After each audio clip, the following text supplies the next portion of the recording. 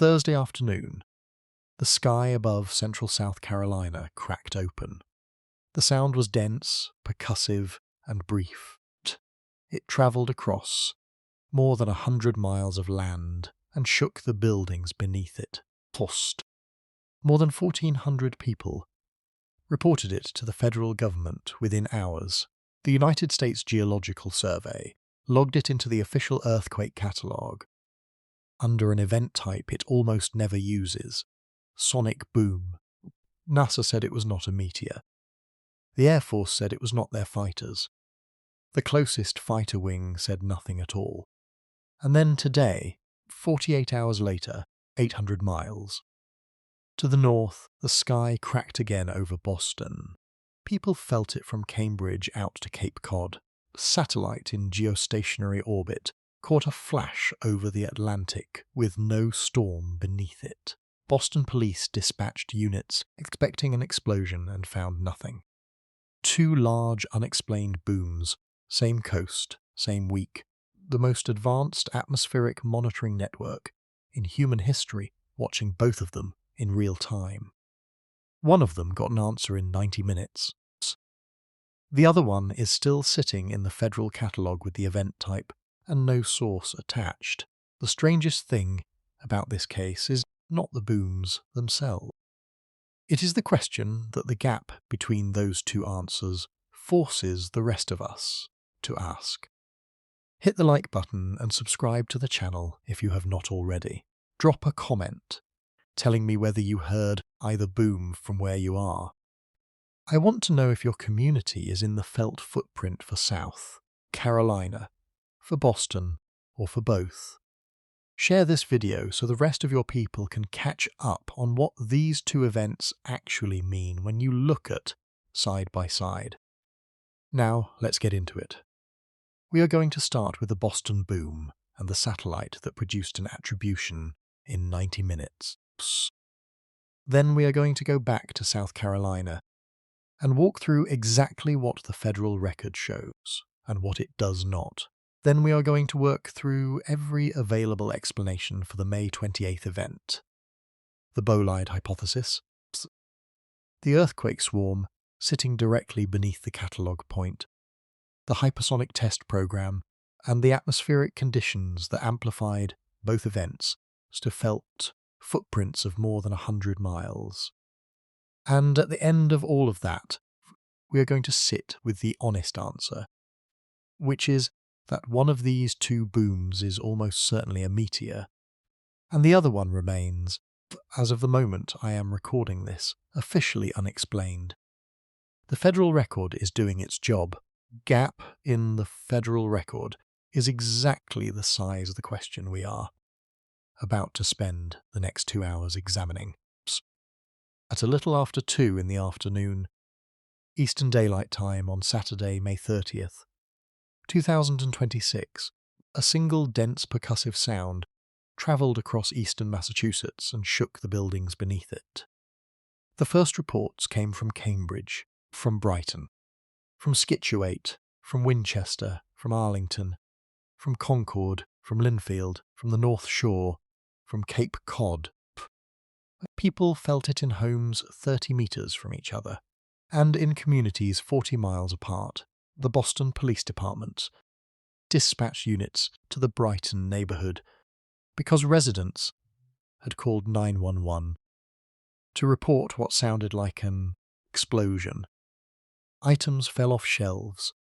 Doorbell cameras across residential neighbourhoods captured the audio signature of a sharp, low-frequency pressure wave arriving in a fraction of a second and then dissipating into a long, slow rumble. Within 10 minutes, the social channels of the greater Boston metropolitan area lit up with the same 3 words repeated in 1,000 variations. What was that? Post.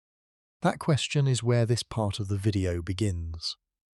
And the first step toward answering it is not to look at what the event was. It is to look at the shape of the felt reports. Because the shape tells you something specific about where the source was. Pressure wave hits a populated area. The geographic pattern of the felt responses is a diagnostic. It is not a perfect diagnostic, it is not infallible, but it is the first piece of evidence available in the minutes after an event, before any instrument data has been processed, and it is the piece that experienced atmospheric scientists read first. A pressure wave that produces a tight footprint. Most of the reports clustered within a few miles of a single point, intensity dropping off sharply with distance, is consistent with a small ground-level event, gas line rupture, a structure failure, a localized explosion. These events release their energy from a point near the surface, and the pressure wave radiates outward in a roughly spherical pattern, attenuating rapidly. The people closest to the source feel it most. People 2 miles away may not feel it at all.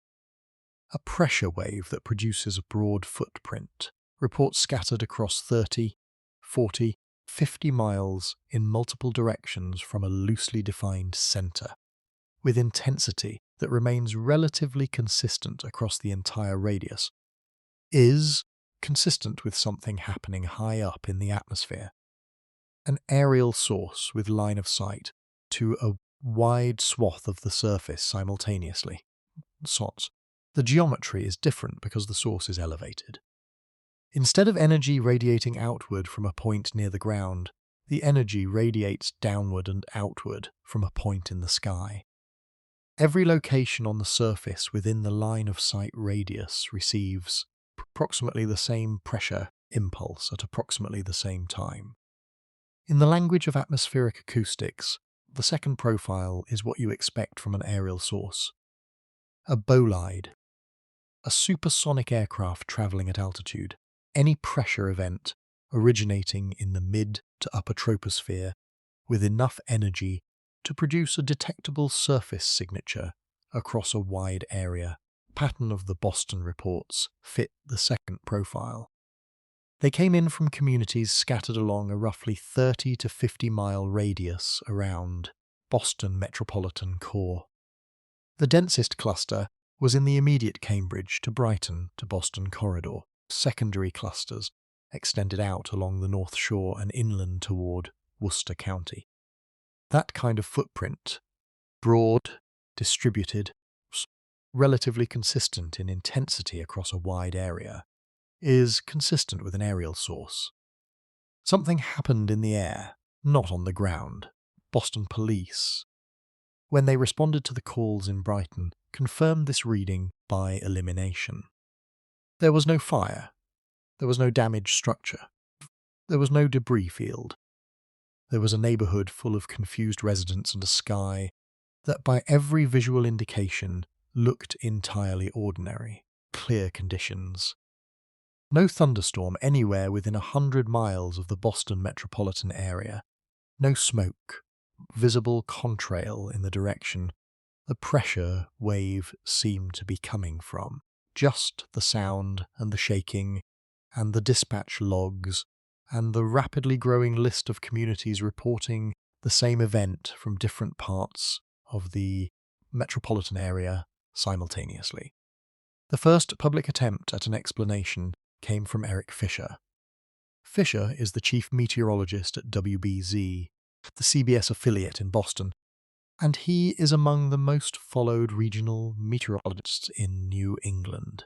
Within approximately 90 minutes of the boom, Fisher posted publicly that he had checked the United States Geological Survey earthquake feed and found no earthquake associated with the event.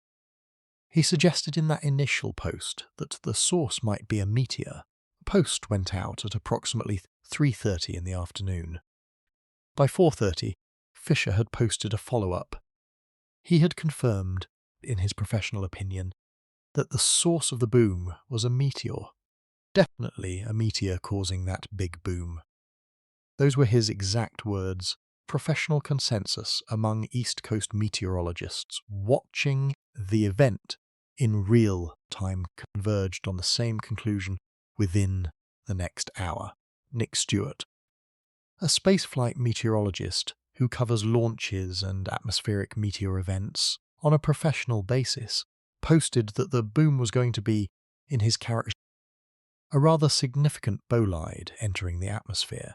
Stewart cited as the basis for his attribution a single piece of evidence: the geostationary lightning mapper instrument aboard GOES 19, the newest of the National Oceanic and Atmospheric Administration's geostationary weather satellites, had registered a flash detection over the Atlantic east of the Massachusetts coastline. Within minutes of the boom, flash did not correlate with any active thunderstorm. The skies above eastern Massachusetts were largely clear at the time. The signature, in Stewart's reading and in the reading that propagated quickly across the regional meteorological community, consistent with a bolide, an exceptionally bright meteor that explodes in the atmosphere as it heats up during entry. When a bolide is large enough and the atmospheric path is steep enough, the energy released in the breakup produces a pressure wave that propagates outward in all directions. When that pressure wave reaches the surface, it sounds like a sonic boom, because in a meaningful technical sense, that is what it is. This is the leading hypothesis for the Massachusetts event. As of the moment I am recording this, bolide entered the atmosphere over the western North Atlantic, broke apart somewhere in the upper troposphere east of the Massachusetts coast, produced a pressure wave that propagated westward and inland, reaching the greater Boston metropolitan area as it arrived at the coast. The geostationary lightning mapper saw the flash. The American Meteor Society's public fireball reporting queue began collecting eyewitness submissions from across the region. The professional meteorological community had a coherent attribution in 90 minutes. Questions shifted from what was that to where exactly did it come down, and how large was the source object. The system worked, evidence arrived. The community read the evidence, the attribution followed. But I want to stop here, because there is a piece of this story that does not fit cleanly into that 90-minute resolution once. And it is the piece that turns the Boston event from an interesting one-off into something that has the entire eastern seaboard paying attention right now. 2 days earlier, 800 miles to the south, a nearly identical event occurred. More than 1,400 people reported it to the federal government. 3 separate federal agencies engaged with the question of what caused it. And as of the moment I am recording this video, not one of them has been able to tell the public what it was. That is the event this video is really about. And we are going to get to it in the next section. The day was Thursday, May 28th, 2026. The time was 24 minutes and 30 seconds past 5 in the afternoon, Eastern Daylight Time. The location was 6 kilometers north-northeast of a small unincorporated community called St. Andrews, situated in Richland County, South Carolina, immediately to the northwest of Columbia, the state capital. That location has a catalog identifier. It is US 7000 SP6M. It is a live entry in the public earthquake database maintained by the United States Geological Survey, and it has been there since the afternoon of May 28th. The event type field on that entry reads sonic boom. The magnitude field reads 0.0. The depth field reads 0 kilometers. Each of those field values means something specific in the operational language of the federal catalog, and they are worth pausing on individually. The sonic boom event type designation is not a category the catalog uses casually. The overwhelming majority of public boom reports that arrive at the United States Geological Survey are filed in the Did You Feel It system and assessed for seismic correlation. Most of them resolve into small earthquakes, sensor artifacts, or nuisance reports that never produce a unique catalog identifier. The decision to log an event with a unique identifier and an explicit sonic boom designation indicates the agency considered the event of sufficient public significance and sufficient analytical clarity to warrant a permanent entry in the official record. It is the catalogue equivalent of the agency saying, "This happened, we are recording it, we are confident enough about what it was not to give it a name." The magnitude of 0.0 does not mean the event was small. The magnitude scales used in seismology are calibrated for earthquakes, for the elastic release of subsurface strain at a fault interface. They do not produce a meaningful number when applied to an atmospheric pressure event arriving from above. 0.0 is not a measurement of energy. It is a notation that says the standard measurement framework does not apply here. Depth of 0 kilometers means the source of the pressure wave was in the air above the surface, not in the rock below it. A standard earthquake catalogue entry assigns a depth in kilometers below the surface where the fault rupture occurred. 0 kilometers means the agency's waveform analysis placed the source above ground. The shock wave came from overhead, the sonic boom event type designation, the 0.0 magnitude, and the 0 kilometer depth together form a specific statement in the formal language of the catalogue. Something moved through the atmosphere above central South Carolina fast enough to produce a supersonic shockwave. The catalogue records the physics of the event. It does not record the cause. For people in the Midlands of South Carolina that afternoon, the experience of the boom required no catalogue to interpret. A meteorologist named Chris Jackson was in South Carolina at the time. He described it publicly within hours as feeling like someone had shoved him hard in the chest an instant before the boom began. A resident of Irmo, South Carolina, located approximately 30 miles east of Columbia, reported that their home bent to the east and then righted itself. They called the experience an airburst. Video captured at an airport in the area showed the metal walls of an airport hangar physically rattling in response to the pressure wave. Doorbell cameras across residential neighborhoods captured both the audible boom and the brief tremor it imparted to building structures.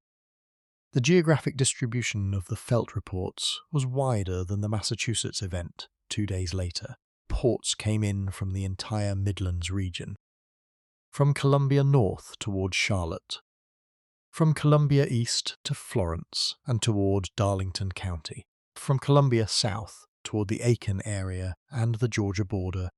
Submissions to the federal Did You Feel?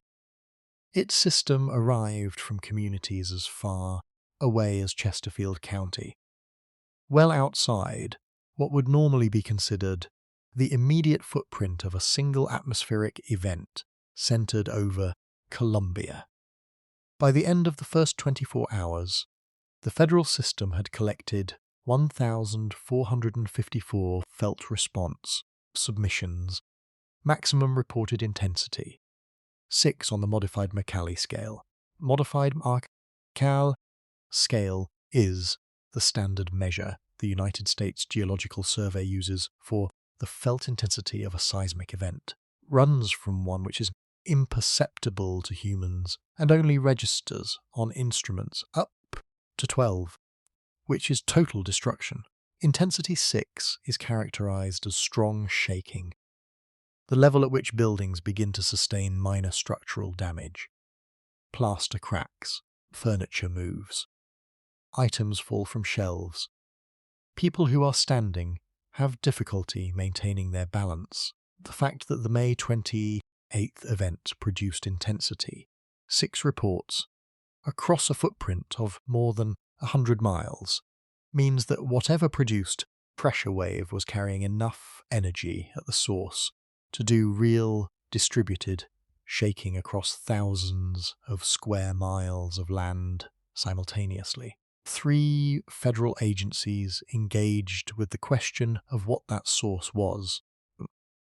The United States Geological Survey confirmed publicly that the event was not an earthquake. The seismic waveform did not show the signature of elastic release from a subsurface fault interface. Instead, it showed a pressure wave that had arrived at the surface from above. The agency assigned the catalog identifier and the sonic boom event type. That designation is the agency's formal statement about the physics of what its instruments recorded. NASA confirmed on the record that no fireball was detected by any of its observational assets during the relevant time window. Detection chain includes the geostationary Lightning Mapper instruments aboard the GOES series satellites. The same instruments that registered the flash over the Atlantic east of Massachusetts 2 days later. And the Center for Near-Earth Object Studies Fireball Detection Network, which routinely logs even modest atmospheric meteor entries from around the world. NASA's negative finding is not an absence of comment. It is a positive output of the detection system. The system ran. The system found nothing. Shaw Air Force Base, located in Sumter, South Carolina, approximately 40 kilometers east-southeast of the St. Andrews Catalog Point, and home of the 20th Fighter Wing, operating F-16 Fighting Falcons, confirmed on the record that none of its based aircraft were operating in supersonic flight conditions during the time window of the boom. McEntire Joint National Guard Base, located in Eastover, South Carolina, approximately 30 kilometers east of the St. Andrews Catalog Point, home of the 169th Fighter Wing operating F-16 Fighting Falcon Block, 52 aircraft. Advanced variants of the same platform, supersonic capable, based 30 kilometers from the catalog source point, issued no public statement. Not a confirmation, not a denial. Nothing. NASA ruled out meteors. Shaw ruled out its aircraft. McEntire said nothing. The catalogue entry sat open with the event type and no source.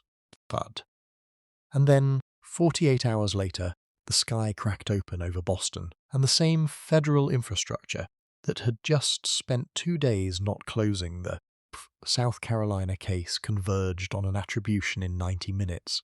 That asymmetry is the story. One case closed fast because the evidence was there. One case is still open because the evidence is not. The first step toward understanding the gap is understanding exactly what the satellites saw over Massachusetts, and precisely what it means that the same satellite saw nothing over South Carolina. That is the next part.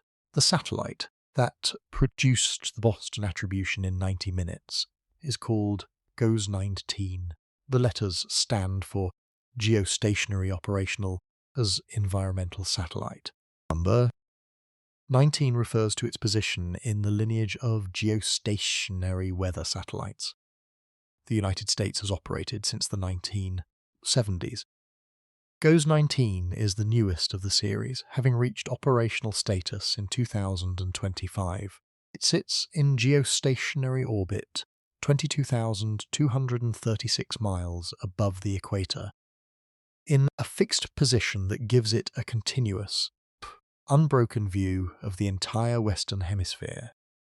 Its instruments are looking down at the same continents, the same oceans, the same coastlines, every second of every day.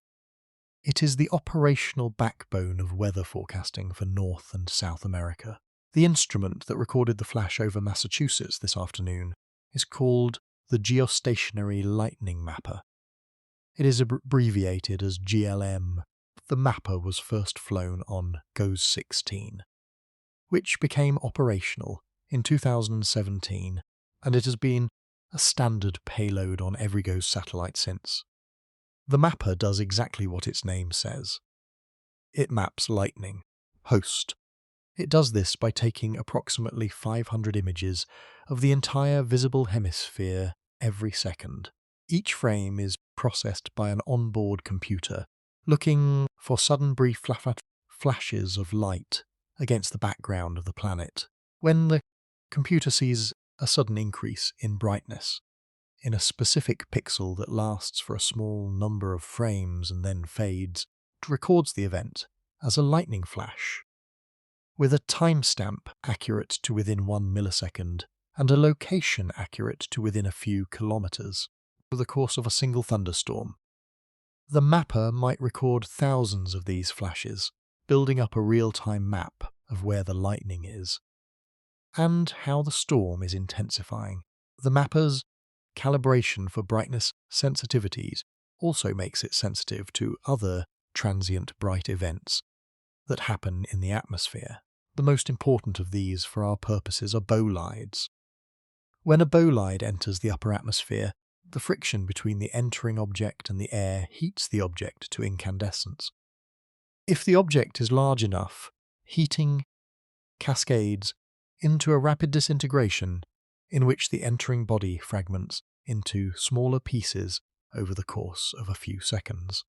During the fragmentation, the object releases its kinetic energy as electromagnetic radiation, primarily as visible light. From the perspective of a satellite in geostationary orbit, looking down at the atmosphere, a bolide breakup looks like a sudden, brief, very bright flash, lasting between a few hundred milliseconds and a few full seconds, with no associated storm structure beneath it. This is exactly the signature the geostationary lightning mapper is calibrated to detect. The instrument has been formally credited with multiple bolide detections in the years since it became operational. Well-documented recent example before today was a bolide that entered the atmosphere over Lake Erie in northern Ohio on a Sunday afternoon, March of 2026. The Cooperative Institute for Meteorological Satellite Studies at the University of Wisconsin-Madison published a detailed technical analysis of that event, walking through the satellite imagery frame by frame and showing the flash signature against cloud-free background of the lake. That analysis is in the public record. It establishes technical terms that have been reviewed within the satellite remote sensing community, that the geostationary lightning mapper aboard the GOES series satellites can and does detect bolides. It has done so before. It has as a documented capability. That capability is why the professional meteorological community reached for the bolide explanation within minutes of Boston event this afternoon. Before any event in the public record gets treated as a confirmed bolide detection, however, Mapper's raw output runs through a 4-stage processing pipeline. Understanding the pipeline matters for understanding the limits of what any single detection actually tells you. The first stage filters out detections that occur in pixels with persistent thermal anomalies. Signatures typically associated with surface features rather than transient atmospheric events. A steel mill, a gas flare, a volcanic vent. These produce warmth signatures that the instrument would otherwise flag as candidate events, and this first filter strips them out. The second stage filters out detections that do not exhibit the characteristic light curve shape of an atmospheric flash. Genuine atmospheric flash has a sharp rise time, on the order of tens of milliseconds, followed by a slower decay over a few hundred milliseconds. Events that do not match that shape are removed from the candidate pool. Third, the stage cross-checks the detection against the two major ground-based lightning detection networks operated in the United States, the National Lightning Detection Network and the Earth Network's Total Lightning Network.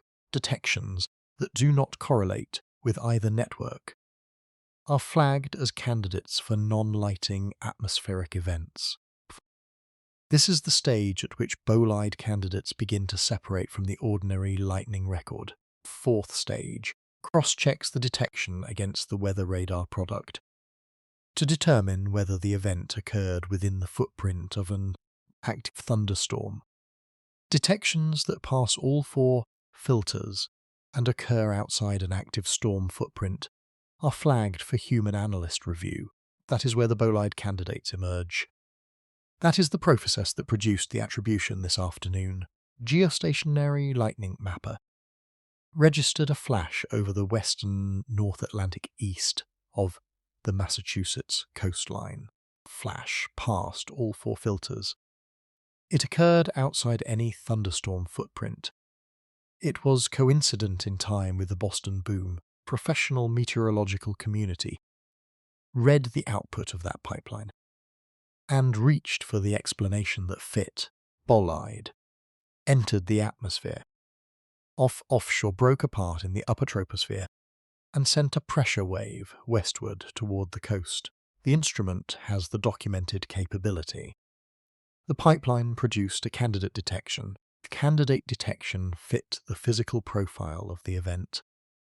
The attribution followed in 90 minutes, because 90 minutes was all the evidence required to make a confident public statement. Now hold that picture. Because in 48 hours you are going to need to compare it to a case. Pipeline produced nothing at all. The 4-stage pipeline is rigorous. It is not perfect. Every space-based instrument has failure modes, and the geostationary lightning mapper is no exception. The technical literature on the mapper documents 3 categories of false positive detection processing pipeline has to suppress, and that occasionally slip through anyway. The first category is reflections from cloud tops. When sunlight bounces off the upper surface of a tall cumulus cloud at the right angle, the resulting glint can be bright enough and brief enough to register as a transient event in the mapper's processing. The shape of the light curve can, under some geometries, resemble the sharp rise and slow decay of a genuine atmospheric flash. First and second filter stages are designed to catch these gas. They do not catch all of them. The second category is solar glints off bodies of water. The same physics applies at the surface. When the sun is at the right angle relative to a flat body of water, a large reservoir, a coastal inlet, stretch of open ocean, the reflected light can produce a brief brightness spike in the mapper's field that registers as a candidate event before pipeline filters it out. Over the western North Atlantic, with sunlight conditions in the mid-afternoon, this category is worth keeping in mind. Third category is electromagnetic interference, in which the mapper's electronics register a signal from a non-optical source and process it as though it were a brightness change. For each of these false positive categories, the mapper's onboard processing has filtering algorithms designed to suppress them. Every year, a small number of detections turn out on follow-up analysis to be reflections, or glints, or interference rather than genuine atmospheric events. The standard practice in the remote sensing community is to treat any individual mapper detection as a candidate event, not a confirmed event, till it has been corroborated by independent observations from other instruments, by ground-based eyewitness accounts, or by the recovery of meteoritic material at the surface. The satellite flash is the beginning of the evidence chain. It is not the end of it. This is where the American Meteor Society enters the picture. The Society operates a public fireball reporting queue, a structured system through which members of the public submit eyewitness accounts of fireballs and bolides in real time. Submissions are structured reports where the witness was, what direction they were facing, what the object looked like, how long it lasted, whether they heard a sound afterward. The Society processes these submissions, cross-references them against each other for spatial and temporal consistency, and assigns a unique event identifier to fireballs that have enough corroborating witnesses to constitute a confirmed event. Once enough consistent reports come in from enough different locations, the Society can reconstruct an approximate trajectory, the direction the object was travelling, the angle of entry, the geographic corridor along which the breakup would have occurred. Boston event submissions were coming in to that queue at the time I recorded this video. They had not yet been consolidated into an official event entry. That process typically takes between a few hours and a day or two, depending on the volume of submissions and the consistency of the witness reports. The American Meteor Society process finalizes a confirmed fireball for the May 30th Boston event, with an assigned event identifier and a reconstructed trajectory that is consistent with the location of the GOES-19 flash detection over the western North Atlantic. Then the bolide hypothesis locks in. The satellite flash, the absence of any thunderstorm correlation, the meteorological community attribution, and the corroborated eyewitness trajectory will together constitute an evidence chain that turns a public mystery into a closed case in the official record. If the process does not resolve, if the witness reports are too sparse or too inconsistent, or if they conflict with the satellite flash location, then the bolide hypothesis remains a hypothesis. This is the point I want to sit with for a moment, because it is the point the 90-minute attribution timeline can obscure if you are not careful about it. The satellite flash by itself does not establish the source. It only establishes that the mapper registered something. Witnesses by themselves do not establish the source either. They establish that the public saw and heard something, the satellite and the witnesses together. When they corroborate each other in both location and timing, constitute the evidence chain that closes the case. Neither element alone is sufficient. For the Massachusetts event, the satellite evidence is strong. The physical profile fits, and the witness submissions are accumulating. Balance of available evidence points clearly toward a bolide, but the case is not formally closed until the trajectory reconstruction is complete, pieces align. For the South Carolina event, the mapper produced nothing. NASA ran the full detection chain, the same satellite, the same pipeline, the same network of ground-based observatories, and came back empty. Whatever happened over central South Carolina at 24 minutes past 5 on the afternoon of May 28th did not produce the signature that a bolide of the required energy class would produce. The flash was not there. The headline for the Boston event is not the boom.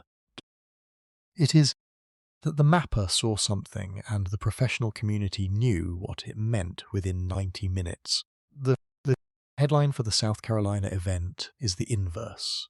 The mapper saw nothing, and that absence is itself a piece of evidence, one that narrows the candidate sources down considerably and points the question in a direction the federal record has not yet resolved. What kind of source produces a 100-mile felt footprint? Intensity 6 on the modified Mercalli scale, no satellite detectable flash. That is the question the next several parts are going to work through. We are going to start with the geography of where the South Carolina boom landed, because the ground beneath that catalogue point has been doing something unusual for the past 4 years, and understanding what it has been doing is essential context for everything that follows.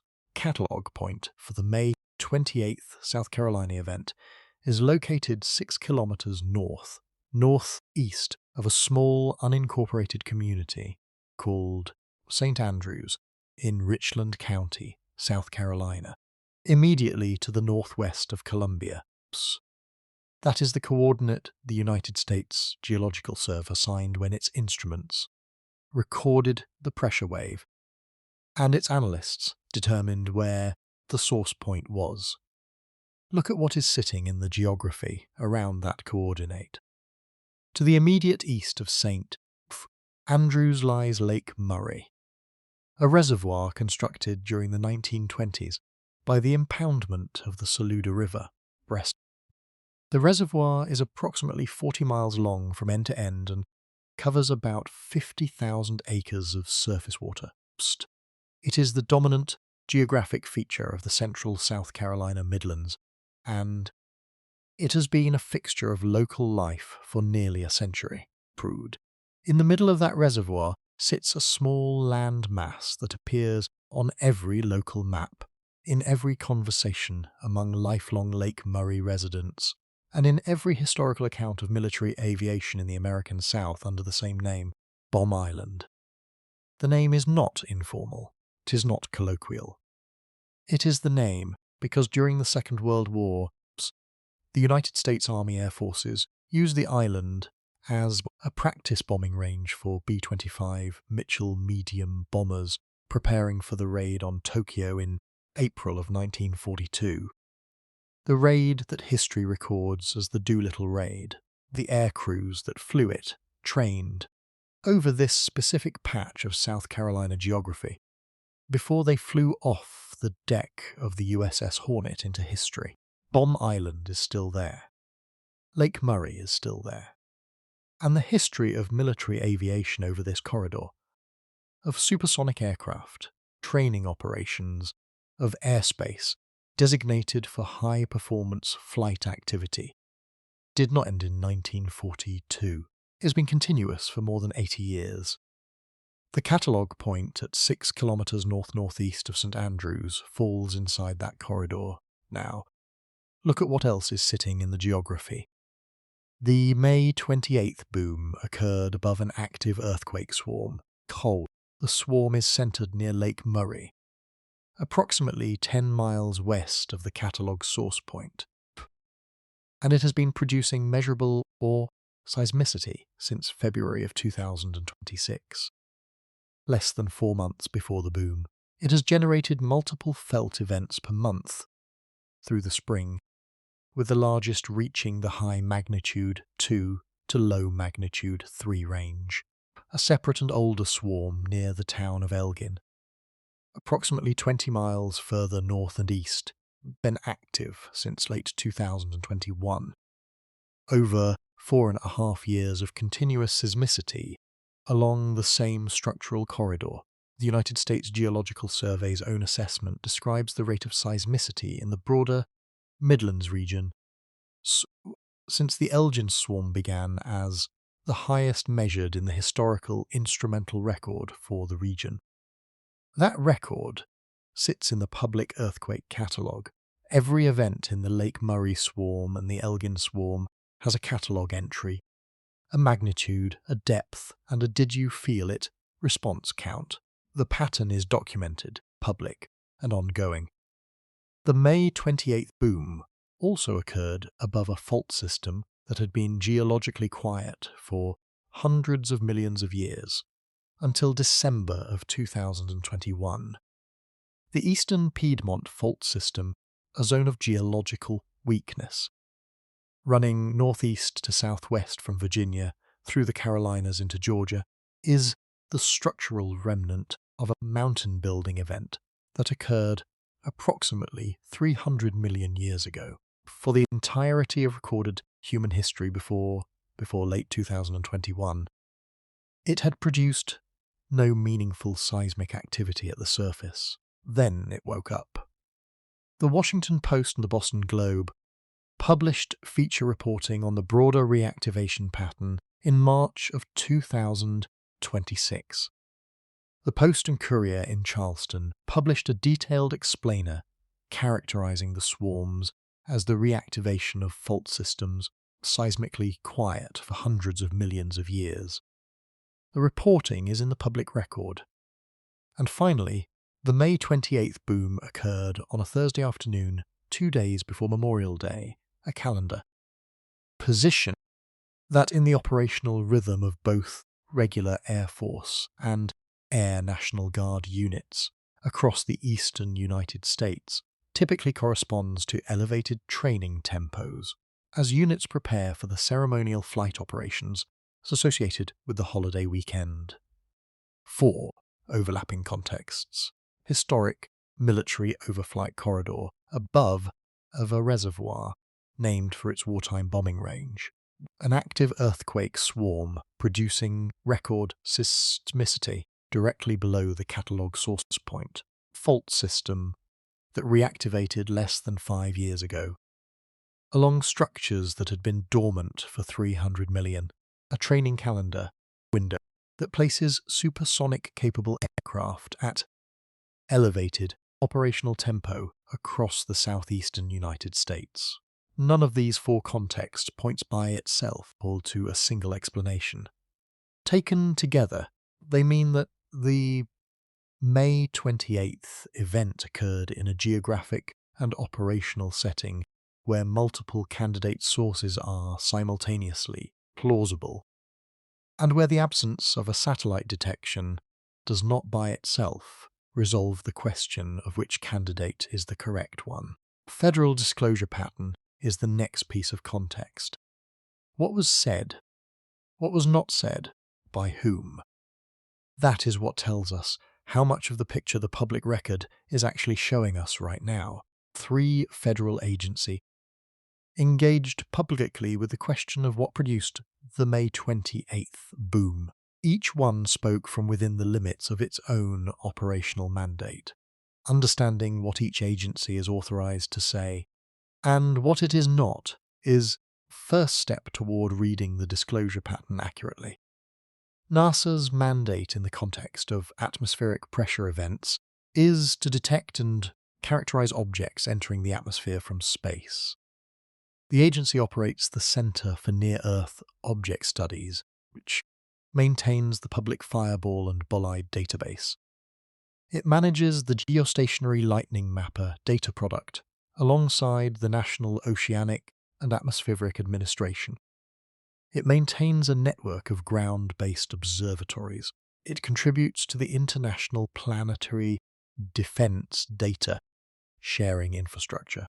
When a meteor enters the atmosphere with enough energy to register on multiple detection assets, NASA is the agency authorized to characterize it. When NASA confirmed on the record that no fireball was detected by any of its observational assets during the relevant time window, that statement was not the absence of information. It was the output of a detection system that ran, processed, and came back empty. Clean test result is still a result. The agency is not saying nothing happened. It is saying that by the standards of its detection chain, the same chain that 2 days later registered the Boston event within minutes, no meteor, was observed over central South Carolina on the afternoon of May 28th. That is a positive finding in the negative direction. It narrows the field of candidate explanations. It does not close the question. Shaw Air Force Base sits in Sumter, South Carolina, approximately 40 kilometers east-southeast of the St. Andrews Catalogue Point. It is the home of the 20th Fighter Wing of the United States Air Force, which operates F-16 Fighting Falcon aircraft. The F-16 is supersonic capable. Under operational conditions, it can fly faster than the speed of sound, and when it does, it produces a sonic boom. Shaw confirmed on the record, that none of its based aircraft were operating in supersonic flight conditions during the time window of the boom. Shaw's negative finding addresses the most obvious conventional source for a large sonic boom in the area: the supersonic-capable fighter aircraft based at the nearest major Air Force installation. That is the slice of the question Shaw is authorized to answer. It is not the whole question. Shaw's statement does not address other Air Force aircraft that might have been transiting the area on operational orders from other commands. It does not address civilian supersonic test aircraft. It does not address foreign military aircraft on transit clearances through United States. airspace. It addresses Shaw's own flight logs for its own assigned assets on that specific afternoon. The negative finding is real and it matters. It is not exhaustive. McEntire Joint National Guard Base sits in Eastover, South Carolina, approximately 30 kilometers east of the St. Andrews Catalogue Point, closer to the catalogue source than Shaw is. McEntire is the home of the 169th Fighter Wing of the South, Carolina Air National Guard, which operates F-16 Fighting Falcon Block 52 aircraft. The Block 52 is an advanced variant of the same platform, optimized for the modern fighter mission set. It is supersonic capable. It is based 30 kilometers from the point the Federal Catalogue has assigned as the source location of the May 28th boom. McEntire Joint National Guard Base issued no public statement. Not a confirmation that its aircraft were flying that afternoon. Not a denial. Not a redirect to another agency. Nothing. I want to be precise about what the silence means and what it does not mean, because the online discourse has in some quarters treated the silence as more than it is. The Air National Guard operates under a hybrid chain of command that includes both state authority, through the Governor of South Carolina, and federal authority, through the National Guard Bureau and the United States Air Force. The Public Affairs Office at an Air National Guard installation operates under disclosure norms that differ in one specific respect from the norms at regular Air Force Base. Routine training flights, including supersonic training flights, conducted within authorized airspace and altitude restrictions, are not subject to public notification under standard practice. The base does not issue a press release every time one of its F-16s goes supersonic on a training route. No Air National Guard installation does. That is not a policy specific to McEntire. That is the standard operating practice across the Air National Guard. The most defensible reading of McEntire's silence is therefore the boring one. The base has no public affairs mandate to characterize its operational schedule for any given Thursday afternoon, and the absence of a statement reflects the routine practice of an Air National Guard installation, rather than any deliberate choice about this specific event. That reading is probably correct. I am stating it plainly, because it deserves to be stated plainly before anything else is said about the silence. But I also want to be honest about the effect the silence has produced in the context of the broader disclosure pattern. Plot. NASA chose to make a public negative finding. Shaw chose to make a public negative finding. The United States Geological Survey chose to log the event into the catalogue with a sonic boom designation and a unique identifier. Each of those public actions, in its own way, tightened the focus on the source question.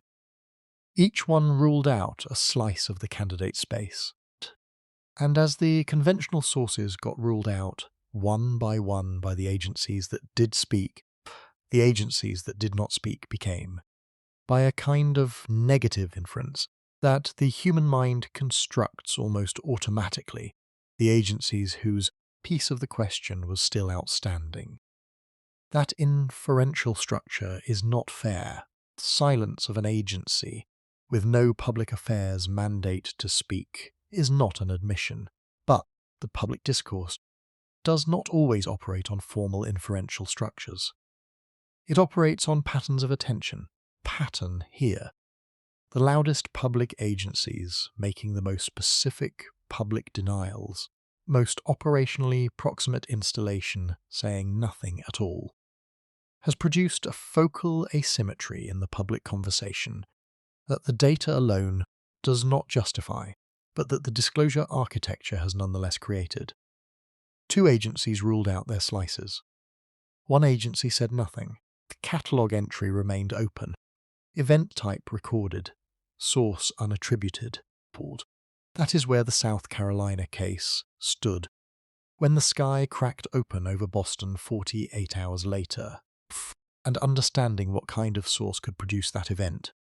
Flash requires working through the candidate, explanations one at a time. The Bolide hypothesis is first, because it is the framework that closed the Boston case, and the framework that the South Carolina evidence actively resists. A bolide is an exceptionally bright meteor that breaks up in the atmosphere during entry. The term does not have a formally defined size threshold in the scientific literature. In practice, it is reserved for objects whose entry produces a flash bright enough to be visible to the naked eye, often during daylight, and whose energy, release at altitude, is sufficient to generate a detectable satellite signature and an acoustic shock wave that reaches the surface. Smaller meteors burn up quietly in the upper atmosphere. A bolide announces itself. The Center for Near-Earth Object Studies maintains a public Fireball database that logs bolide events with their estimated energies. The entries in that database range from a few hundredths of a kiloton of equivalent yield at the low end to several kilotons at the high end for events that generate significant public responses. To put those numbers in physical terms, 1 kiloton of equivalent yield is the energy released by the detonation of 1,000 metric tons of TNT. The atomic bomb dropped on Hiroshima released approximately 15 kilotons. Bolide, in the low fraction of a kiloton range, is not a civilization-threatening event. It is an event energetic enough to produce a clearly audible boom across a wide area, and, if the entry angle and breakup altitude are right, to shake buildings and dispatch police units. The historical bookends for bolide events are instructive. Chelyabinsk meteor entered the atmosphere over the Russian Federation in February of 2013. It was an estimated 440 kiloton event. The shockwave it produced blew out windows across several towns in the southern Urals and injured more than 1,500 people, almost all of them from broken glass. The geostationary lightning mapper was not yet operational in 2013. GOES-16, which first carried the instrument, did not reach operational status until 2017. But the Chelyabinsk entry was detected by infrasound arrays around the world, and photographed and filmed by dashboard cameras and security systems across a wide geographic area. At the far end of the scale, Tunguska event of 1908, which flattened an estimated 2,000 square kilometers of Siberian forest, is estimated at somewhere between 3 and 15 megatons of equivalent yield, roughly comparable to a large thermonuclear weapon. May 30th Massachusetts event is not Chelyabinsk, it is not Tunguska. Based on the felt footprint, the intensity of the reports, profile of the satellite detection, it is consistent with a bolide in the range of a few tens of tons of mass, and an energy release in the small fraction of a kiloton range, enough to produce a clearly audible boom over a metropolitan area, enough to rattle doorbell cameras and dispatch police units, not close to the energy threshold that produces structural damage at the scale of Chelyabinsk. The surface experience of a bolide entry follows a characteristic sequence that is worth understanding, because the sequence is what distinguishes a bolide from other sonic boom sources in the witness reports. Entry begins with a flash of light. For daytime entries, this flash is sometimes visible to the naked eye as a brief, tensely bright object moving across the sky, brighter than the sun in some accounts, lasting only a few seconds. Flash is produced by the friction between the entering object and the upper atmosphere heating the object to incandescence.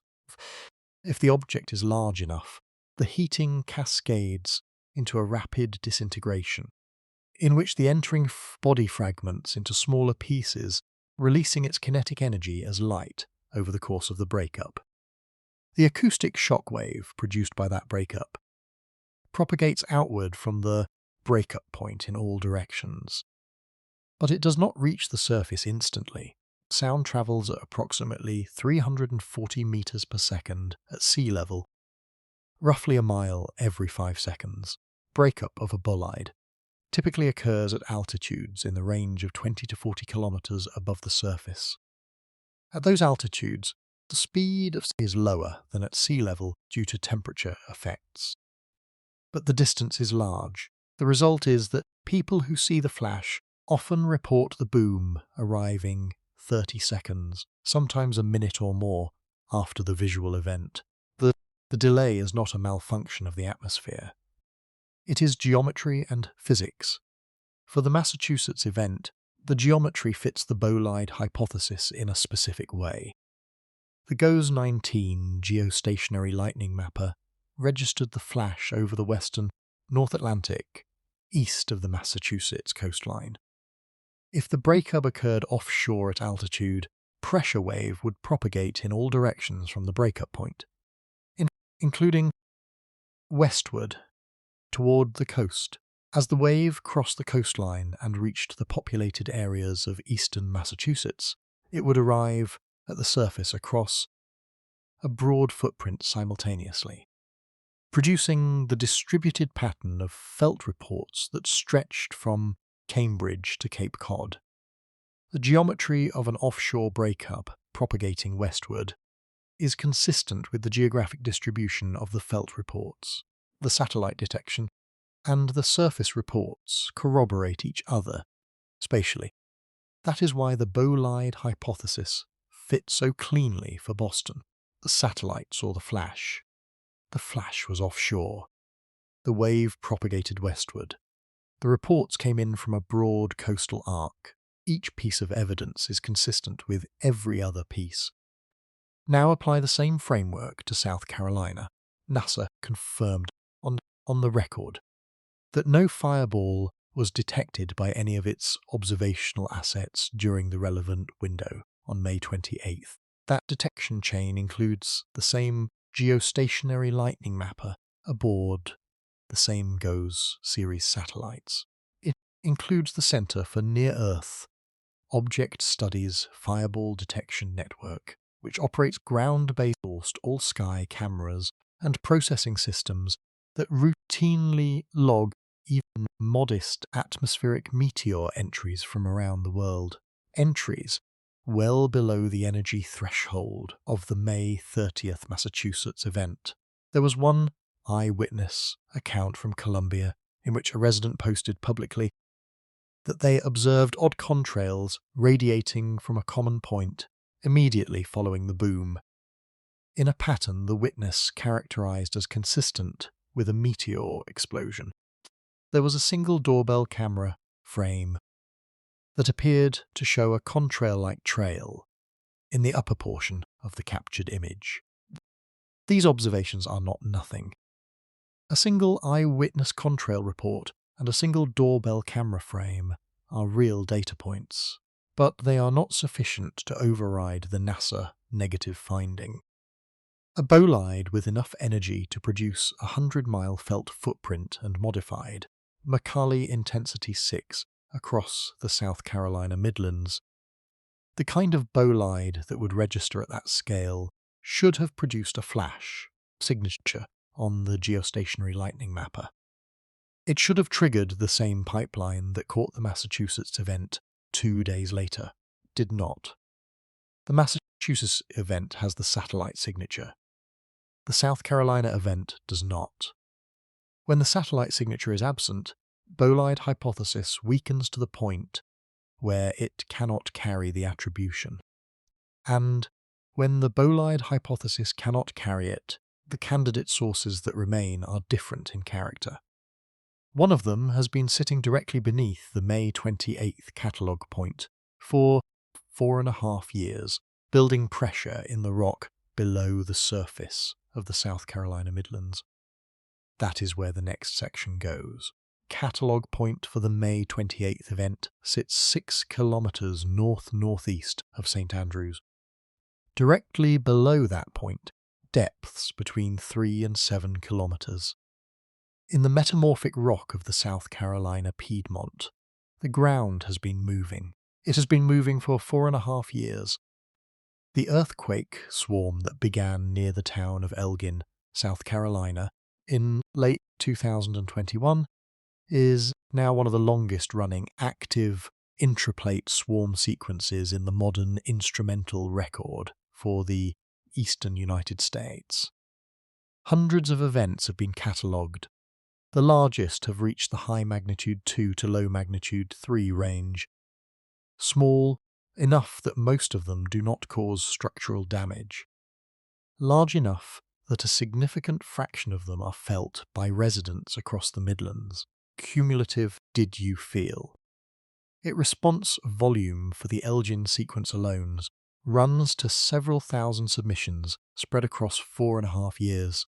Continuous activity.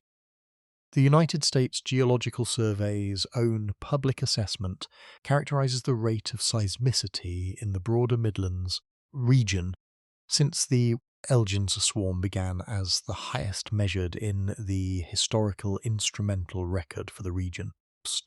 The Elgin swarm is not the only active sequence.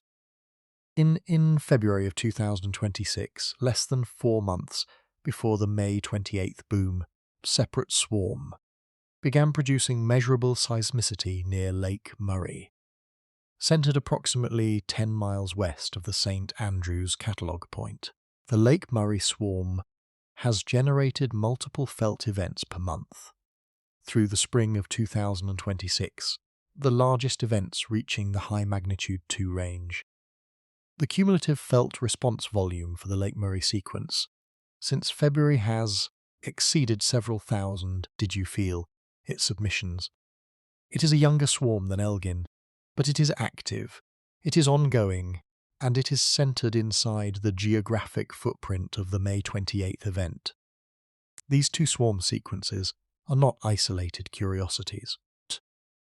They are components of a broader pattern of seismic reactivation along what the United States Geological Survey's structural interpretation identifies as the Eastern Piedmont Fault System, a zone of geological weakness that runs northeast to southwest from Virginia through the Carolinas into Georgia, marking the boundary between the metamorphic rocks of the Piedmont province and the sedimentary rocks of the coastal plain. The Eastern Piedmont Fault System is old. It is a structural remnant of the Appalachian orogeny, the mountain-building event that constructed the ancestral Appalachian Range during the late Paleozoic, approximately 300 million years ago. The structures that event created have been present in the rock ever since. They run beneath central South Carolina. They run beneath the Midlands. They run beneath Lake Murray and beneath the St Andrews catalogue point and beneath the corridor where the May 28th boom was recorded for the entirety of recorded human history before December of 2021. The Eastern Piedmont Fault System had produced no meaningful seismic activity at the surface. The standard textbook characterization of South Carolina's seismic setting. An intraplate region, interior of the North American tectonic plate, hundreds of miles from the nearest active plate boundary, had held for generations. The nearest comparable tectonic setting where you would expect active seismicity is the Mid-Atlantic Ridge, the seafloor spreading center where the North American and African plates are pulling apart. That is more than 2,000 miles offshore. The interior of the eastern United States was, by every standard structural classification, stable. Then the Elgin swarm began. Reactivation of fault systems that have been geologically dormant for hundreds of millions of years is not routine. It is not unprecedented. Globally, Other ancient intraplate systems have reactivated under modern stress conditions in other parts of the world, but the rate at which it is happening in South Carolina, and the fact that it has been sustained for over 4.5 years without showing any clear sign of tapering, has the structural geology community paying close attention. Washington Post and the Boston Globe published feature reporting on the broader pattern in March of 2026. Post and Courier in Charleston published a detailed explainer earlier that year characterizing the swarms as the reactivation of fault systems seismically quiet for hundreds of millions of years. Both characterizations are accurate to the peer-reviewed geological literature. Reporting is in the public record. South Carolina is not the only eastern state where this pattern is visible. The New Madrid seismic zones in the central Mississippi River Valley, the source of the catastrophic 1811 and 1812 earthquakes, briefly reversed the flow of the Mississippi River, has been continuously active throughout the modern instrumental period. Charleston seismic zone in South Carolina, source of the 1886 earthquake that killed more than 60 people and sent shaking felt far away as Boston, remains active in the formal sense and is subject to ongoing United States Geological Survey hazard assessment. Charlevoix seismic zone in Quebec, the Reelfoot Rift in northeastern Arkansas, the Wabash Valley seismic zone in southern Illinois and Indiana, the eastern Tennessee seismic zone running through the southern Appalachians. All of these are active intraplate features, all continuing to produce measurable seismic activity along ancient structural lines. The instrumental monitoring of the past 4 decades has substantially revised the standard picture of North American seismic hazard. The eastern interior of the continent is not stable. It is loaded. The ancient fault systems that crisscross the Piedmont, the Appalachian foothills, the Mississippian embayment, and the Great Lakes region are all carrying accumulated stress, and the rate at which they are producing observable seismicity is in many cases higher now than at any previous point in the instrumental record. Whether this represents a genuine increase in seismic activity, or whether it represents an increase in the sensitivity of the monitoring network now, detecting events that would have been missed in earlier decades, is itself an open question in the structural geology community. Explanations probably contribute. The monitoring network has improved dramatically, and some of the activity is genuinely new. Matters for the May 28th event is the following. The catalogue point for the boom is located directly above an active strand of a fault system that has been producing record-breaking shallow seismicity for years. Boom occurred at 0 kilometers depth, meaning the acoustic shock wave reached the surface from above. Fault system below produces its earthquakes at depths of 3 to 7 kilometers. The two events are geographically collocated, but structurally separated by a few kilometers of crust. The question that geography introduces is whether the collocation is meaningful, whether something happening in the rock below the South Carolina Midlands on the afternoon of May 28th could have contributed to something happening in the air above it. That question has a name in the geophysical literature, SOST. The next section walks through what the literature actually says. The question of whether seismic activity at depth can produce atmospheric pressure, waves that propagate to the surface, has a name in the geophysical literature. It is called seismo-atmospheric coupling. The basic physics is straightforward in principle, technically demanding in detail, and this is the part that matters for how much weight to place on it. not yet established as mainstream geophysics. Here is the mechanism as the literature describes it. When elastic energy is released at a fault interface, the release occurs in microseconds, far faster than any human-scale event. The fault surfaces, which have been locked under accumulated stress, slip suddenly. The rocks on either side move past each other at velocities measured in meters per second, over distances measured in meters. The energy released by that rapid motion propagates outward through the surrounding rock as seismic waves. That is what seismographs record. The overwhelming majority of the energy stays in the rock. Seismic waves travel efficiently through solid material, crust, and most of the elastic energy from a small to moderate earthquake remains in the subsurface, dissipating as the waves propagate outward through the crust. But not all of it stays in the rock.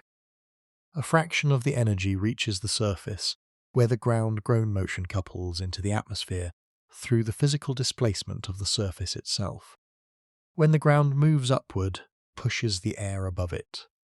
When it moves downward, it creates a pressure deficit. The result is an acoustic pressure wave generated at the surface, originating from below, propagating upward into the lower atmosphere. For most earthquakes, this surface coupling is too small to produce an audible signature. The ground motion is at frequencies too low for human hearing. The energy in the resulting acoustic wave is too dispersed to produce any noticeable atmospheric effect. But under specific conditions, the coupling can be efficient enough, and the energy release can be concentrated enough, that the resulting acoustic wave becomes audible at the surface as a low-frequency boom, sometimes described as a thump, sometimes as a distant explosion, sometimes as a roar.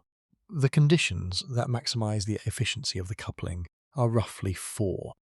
First, the earthquake source must be at shallow depth, typically in the upper few kilometers of the crust, where the elastic energy release is close enough to the surface that the resulting ground motion is large, rather than damped by overlying rock. Second, the fault geometry must orient a significant component of the motion vertically rather than purely horizontally. Vertical ground motion couples into the atmosphere more efficiently than horizontal motion. Third, the local crustal structure must transmit the seismic energy to the surface efficiently. High rigidity metamorphic rock transmits better than soft sediments. Fourth, the timing of the energy release must be sharp, with a steep onset, so the resulting surface motion produces a strong acoustic impulse rather than a diffuse vibration. Now look at the fault strands beneath the Lake Murray corridor against those four conditions. The events in the Lake Murray and Elgin swarm sequences occur at depths of 3 to 7 kilometers, shallow, in the upper crust, close enough to the surface that the ground motion is not heavily damped before it arrives. The Eastern Piedmont Fault System has both strike, slip, and reverse fault components, meaning the motion has both horizontal and vertical contributions. The crustal structure of the South Carolina Piedmont is metamorphic, the same ancient, high-rigidity material that has been there since the Appalachian orogeny, which transmits seismic energy efficiently. The rate of seismicity in the corridor, while modest in individual event magnitude, has been sustained at a level suggesting the local stress field is continuously reloaded. The seismo-atmospheric coupling hypothesis would propose that, under the right combination of these conditions, activity in the swarm corridor can occasionally produce surface ground motion sharp enough and large enough to generate an audible atmospheric signature. The signature would arrive at the surface from below, propagating upward into the air, radiating outward in a pattern that from a distance resembles a sonic boom. But with a different underlying physics, a different waveform structure, and a different relationship to the satellite detection chain. A seismo-atmospheric coupling event would not produce a flash detectable by the geostationary lightning mapper, because it would not involve an object entering the atmosphere from space and releasing kinetic energy as visible light. I want to be precise about where this hypothesis sits in the current scientific record, because precision matters here. Seismo-atmospheric coupling mechanism is not established as mainstream geophysics. The United States Geological Survey has not invoked it for the May 28th event. Catalogue entry classifies the event as a sonic boom, meaning the agency's waveform analysis placed the source in the atmosphere, arriving from above. If the coupling hypothesis were the agency's preferred reading, the classification would likely be different. The agency's sonic boom designation reflects its current reading of the seismic data. The coupling hypothesis is real peer-reviewed literature. It has been examined in connection with intraplate events in Central Australia, in the Reelfoot rift system of the central United States, and in the Charlevoix seismic zone of Quebec. The results have been mixed. The mechanism cannot be definitively ruled out for individual events whose conventional attribution is otherwise weak. The May 28th event has a weak conventional attribution. NASA ruled out a meteor. Shaw ruled out its own aircraft. The remaining conventional candidates are unconfirmed. In that context, the coupling hypothesis is one of several readings the data permits without requiring. Now, I want to say something directly to the portion of the audience that has been tracking these swarms online and has been asking whether anyone in an official capacity is paying attention. Every piece of the South Carolina earthquake record described in this video is in the Public United States Geological Survey Catalog, searchable by event identifier, date, and geographic region at earthquake.usgs.gov. The Lake Murray swarm sequence is there. The Elgin swarm sequence is there. 4.5 years of catalogue entries with magnitudes, depths, coordinates. The Did You Feel It responses for every felt event in both sequences are in the public database, accessible to anyone. The USGS hazard assessment for the Eastern Piedmont fault system is a public document. The feature reporting in the Washington Post, the Boston Globe, Post, and Courier is in the public record. The geophysical literature on seismo-atmospheric coupling is indexed in standard academic databases and available through any university library system. The catalogue entry US 7000 SP6M is live and searchable right now. None of this is hidden. The data is not being withheld. The open question is not whether the record exists, is what the record means, and specifically, whether the geographic collocation of an unexplained sonic boom with an active intraplate swarm corridor is a coincidence, a correlation, or a causal connection that the current literature cannot yet confirm. The direction of the seismicity trend in the South Carolina Midlands is settled in the EUSG's record. The rate is elevated, the swarms are active, reactivation is real. What is not established is the mechanism that would connect activity at 3 to 7 kilometers depth to an audible atmospheric event at the surface on any specific afternoon. The May 28th event sits at the intersection of a real geographic collocation and an unconfirmed physical mechanism. The data permits the coupling hypothesis. It does not require it. 2 other candidate explanations remain on the table. One conventional, one less so, and the next part examines the one that generated the most sustained public discussion over the 48 hours between the South Carolina boom and the Boston boom. That is the hypersonic test hypothesis, and it is the reading that McIntyre's silence made impossible to ignore. The United States military has, over the past decade, been operating an active and largely unclassified hypersonic flight test program. Program is distributed across multiple defense entities and aerospace contractors. The Defense Advanced Research Projects Agency manages components of it. The Air Force Research Laboratory manages components of it. The Army Hypersonic and Conventional Strike Office manages components of it. The contractors involved include Lockheed Martin, Northrop Grumman, Dynetics.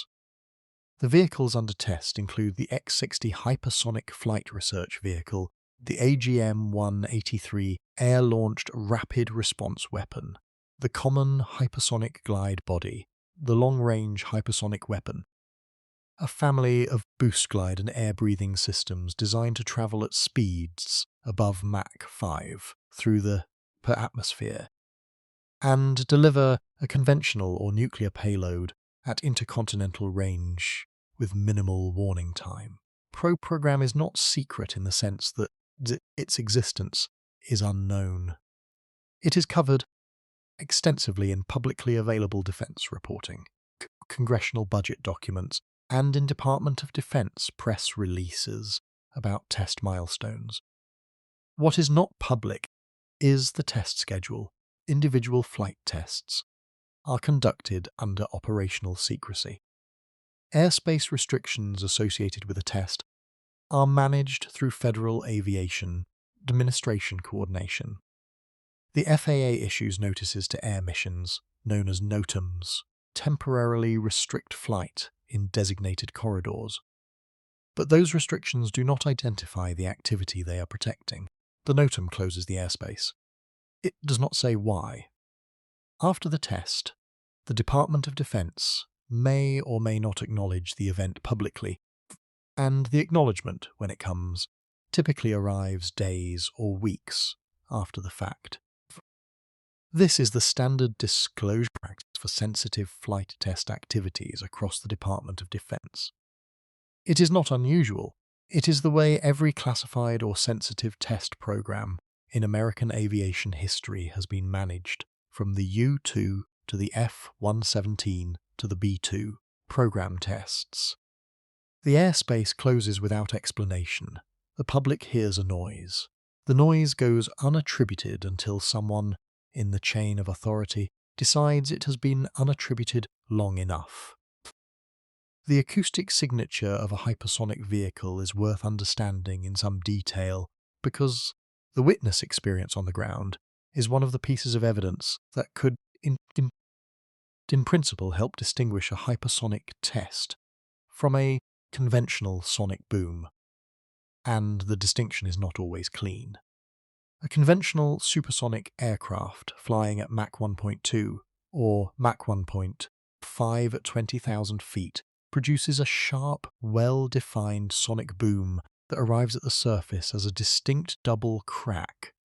The N-wave pressure signature that anyone who has lived near a military airbase recognizes. It is loud, it is brief, and it is over within a second or two. Hypersonic glide body, travelling at Mach 5 or above in the upper atmosphere, at altitudes of 30, 40, 50 kilometers, produces a different pressure wave. The vehicle is moving faster and it is higher up. The shock wave geometry is different. Wave reaches the surface, having propagated through a much larger atmospheric column than a conventional jet boom, and the result is a lower frequency, longer duration pressure event. Witnesses sometimes describe it as a rolling rumble that builds and sustains for several seconds, rather than arriving as a single sharp crack. The frequency content is shifted toward the lower end of the audible spectrum. It can rattle windows and shake buildings at distances that a conventional jet boom would not reach. Without instrumental analysis of the waveform without comparing the frequency signature and the pressure profile against reference data for known vehicle types, it is not always distinguishable from other large atmospheric pressure events by a witness on the ground. the May 28th, South Carolina witness accounts described a sound that shook buildings across more than 100 miles and produced a felt experience. The shove-in-the-chest sensation, the home bending and righting itself, metal hangar walls rattling. That is consistent with a large, low-frequency atmospheric pressure event of the kind a hypersonic test could produce. The accounts do not rule it in. They do not rule it out. Now look at the federal disclosure pattern against the template that a classified hypersonic test would produce. NASA is not in the chain of command for military hypersonic testing. The agency's mandate is space objects entering the atmosphere, not objects launched from within the atmosphere travelling through it. When a hypersonic glide body is tested, NASA has no operational role and no information to report. Its negative finding for the meteor hypothesis is completely consistent with a hypersonic test event, because a hypersonic glide body is not a meteor and would not appear in NASA's detection chain. Shaw Air Force Base operates F-16 Fighting Falcons assigned to the 20th Fighter Wing under Air Combat Command. It is not a hypersonic test platform. Its negative finding for its own aircraft is completely consistent with a hypersonic test event, because a test vehicle operated by DARPA or the Air Force Research Laboratory on a classified test mission would not be in Shaw's flight logs. McEntire Joint National Guard Base, the closest installation to the catalog source point, operating under Air National Guard disclosure norms, would not publicly characterize its airspace activity for any given Thursday afternoon under standard practice, regardless of what that activity consisted of. Whether the base was conducting routine training flights or hosting transient operations from another command, the standard public affairs response is the same. No comment on specific operational schedules. The United States Geological Survey would classify the event as a sonic boom, based on the physics of the seismic waveform. The pressure wave arriving at the surface from above, regardless of what produced that pressure wave. The USGS does not investigate the source, characterizes the physics, and the catalogue entry would remain open, because the federal record has no established mechanism for officially attributing a sonic boom event type entry to an undisclosed military test. That attribution, when and if it ever comes, would require a public statement from the Department of Defense. In the absence of that statement, the catalogue entry sits with the event type, and no source exactly as it does now. The federal disclosure pattern for the May 28th event is consistent with a classified hypersonic test having occurred over Central South Carolina on the afternoon of May 28th. I want to be precise about what that sentence means.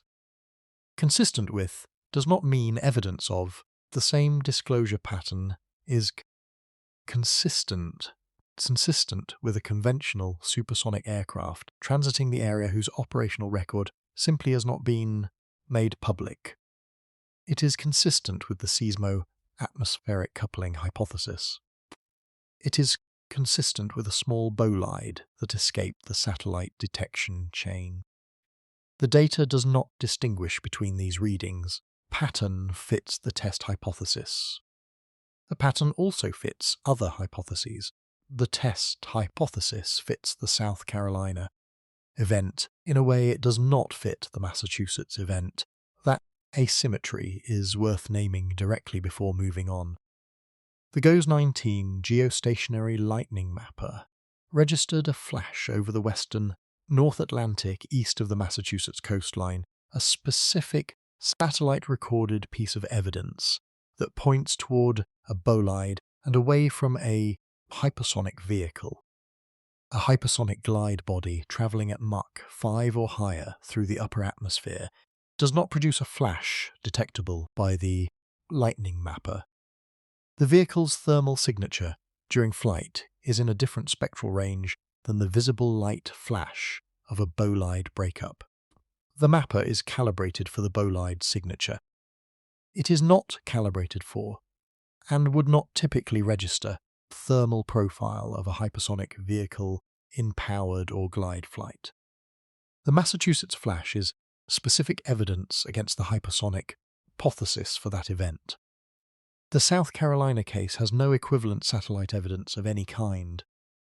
No flash pointing toward a bolide, no instrument data pointing away from a test vehicle.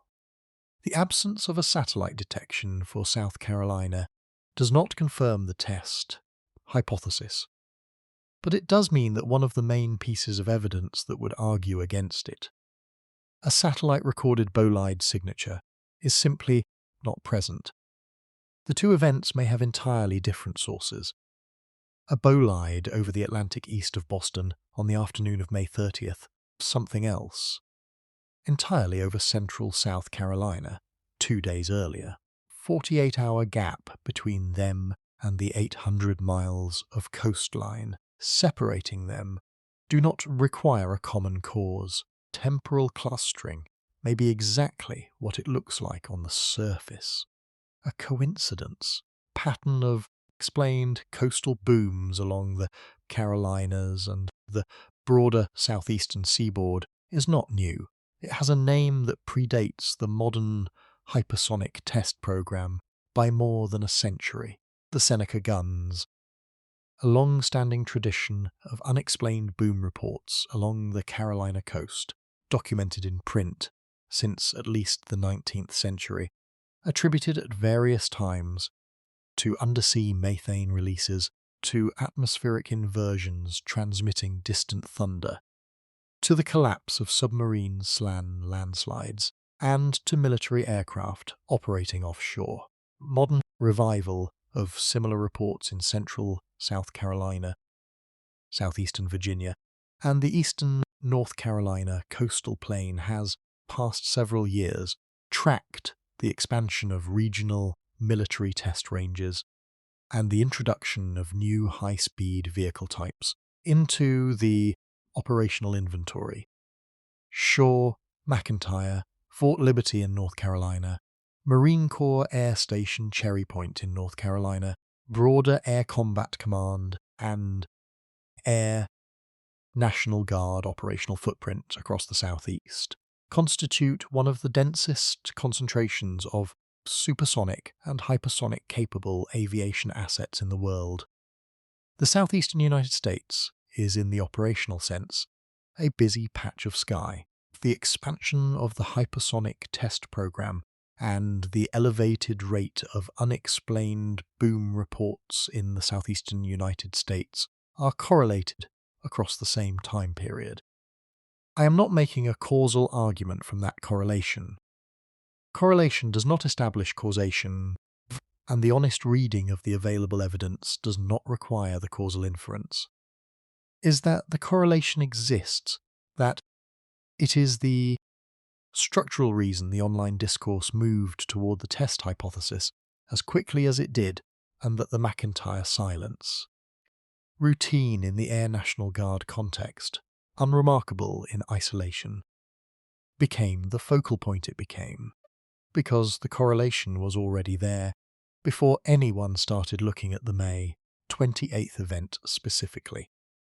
The discourse has in some quarters reached a conclusion the evidence does not require. That is worth naming plainly. The data permits the test hypothesis. It does not confirm it. The gap between those two statements is where the open question lives. There is one more piece of physical context that has been running underneath this entire discussion without being named directly. Both of these events, whatever their source, produced felt footprints of more than 100 miles. That scale of propagation does not happen in a neutral atmosphere. The sky above the eastern seaboard this week has not been neutral. That is the next part. There is a piece of this story that has been running underneath every section of this video without being named directly. Both of these events.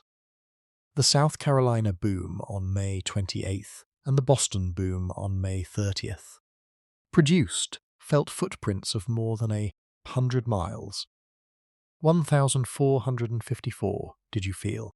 Its emissions from the Midlands to the Georgia border and up towards Charlotte. Ports coming in from Cambridge to Cape Cod across a 50-mile metropolitan radius. Modified McCallie Intensity 6 in South Carolina. Police units dispatched across Greater Boston. That scale of propagation is not what a modest atmospheric pressure source produces under ordinary conditions. And the conditions over the eastern United States this week have not been ordinary. The eastern seaboard has for the past several days been sitting underneath a weather pattern referred to in the technical language of atmospheric science as omega block configuration. The term describes a stable wave pattern in the upper troposphere, a persistent ridge-trough ridge arrangement in the jet stream that from above traces a shape resembling the Greek letter omega. When a block like this sets up over a continent, prevailing zonal flow in the atmosphere is deflected around it rather than through it. The block can persist for days, sometimes for weeks. The weather beneath it locks into a configuration that does not move. This specific block has been the dominant feature of the eastern United States weather pattern since the middle of this week. Its effects have been visible across the channel all week.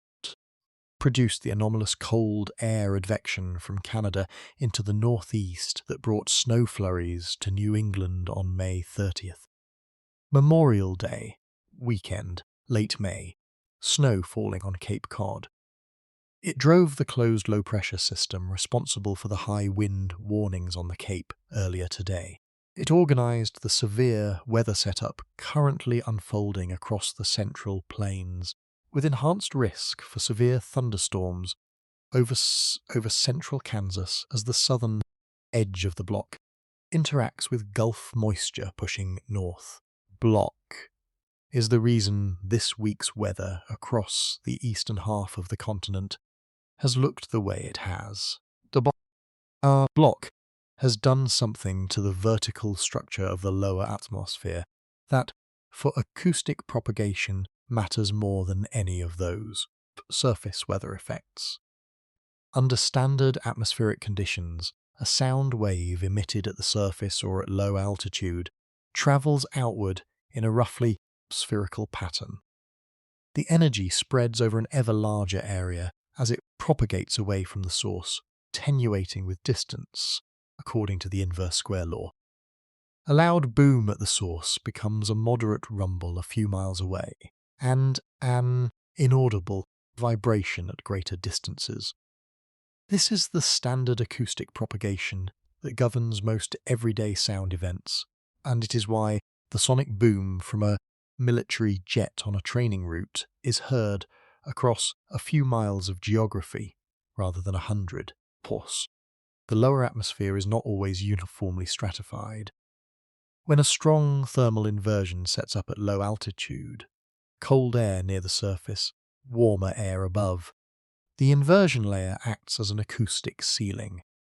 Sound waves emitted at or near the surface, instead of escaping vertically into the upper atmosphere, reflect off the inversion layer and remain trapped in the lower atmospheric layer beneath it. The trapped wave propagates laterally, horizontally, with much less attenuation than it would experience under standard conditions. The energy that would normally have spread upward and been lost to the upper atmosphere instead stays near the surface, travelling outward across hundreds of miles of geography, before it dissipates enough to fall below the audible threshold. Cold air advection from Canada that the Omega Block has been driving into the northeast has set up exactly this kind of thermal stratification across the eastern seaboard. Cold air near the surface, warmer air aloft, a sharp temperature gradient in the lower troposphere, from the Appalachian foothills out to the Atlantic coast, extending with regional variation down through the Carolinas and into the southeastern United States. The lower atmosphere across the entire eastern seaboard for the past several days has been configured as an unusually efficient acoustic waveguide channel that retains sound near the surface and carries it laterally at lower attenuation rates than a standard atmosphere would allow. The operational implication is direct and important. A sound event of a given source intensity occurring in this atmospheric configuration will produce a much larger felt footprint than the same source intensity would produce under typical conditions. The 100-mile felt footprint of the May 28th South Carolina event is not by itself evidence of an unusually energetic source. It is also consistent with a more modest source, a conventional supersonic aircraft, a modest bolide seismo-atmospheric coupling event at the lower end of the energy range, propagating through an unusually receptive atmosphere. The atmospheric configuration is doing work that the source does not have to do. The waveguide is amplifying the public response to whatever is generating these events, regardless of what those sources turn out to be. I want to be careful here, because this is the point where the propagation argument could be misread as doing more work than it actually does. Conditions for amplified acoustic propagation across the eastern seaboard are present. They are structural. The inversion is there, block is there, the waveguide geometry is there. Those conditions are not contingent on anything happening in the next 24 hours. They will exist whether or not another atmospheric pressure event occurs in this window. But the occurrence of additional unexplained booms over the eastern seaboard is contingent. It depends on whether actual pressure sources exist.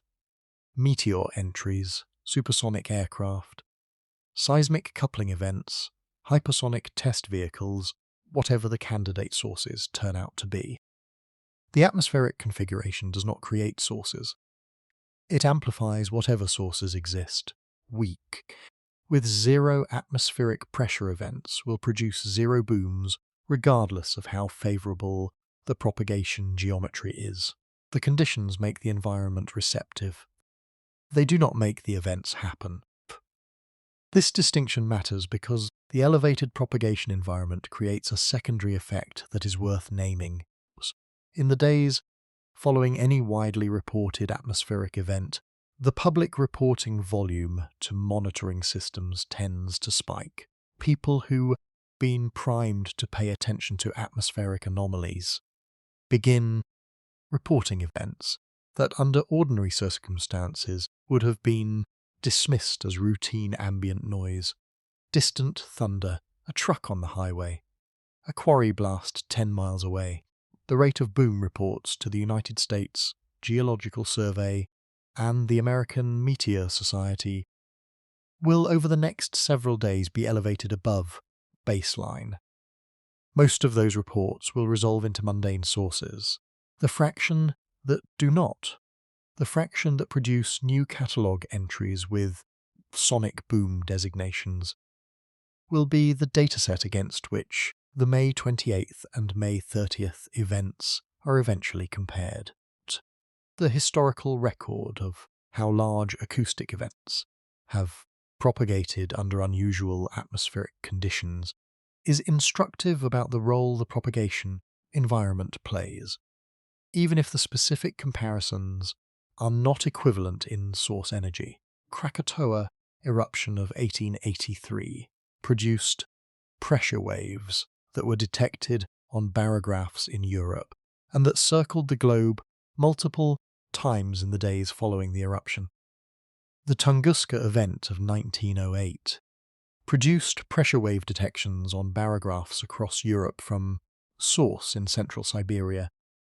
The Chelyabinsk meteor of 2013 was heard across a region of approximately 1 million square kilometers of Russian territory, with window damage reported at distances of up to 90 kilometers from the trajectory.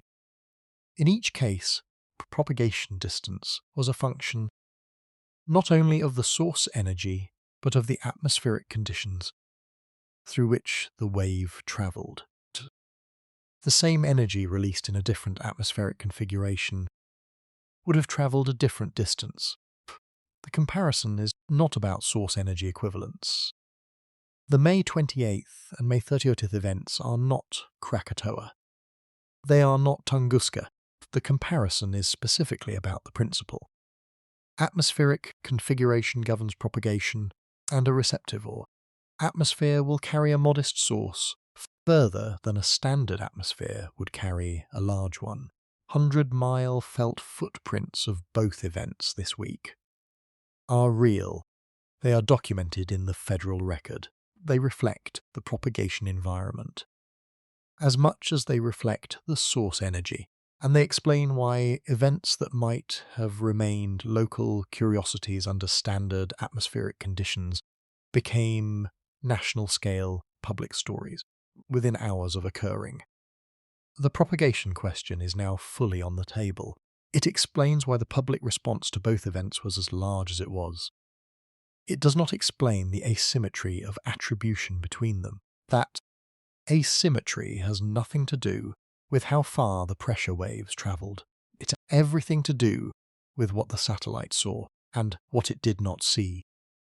That is the central argument, and all the physical context is now in place to make it clearly. We have now spent the better part of 2 hours working through the physical context, these two events.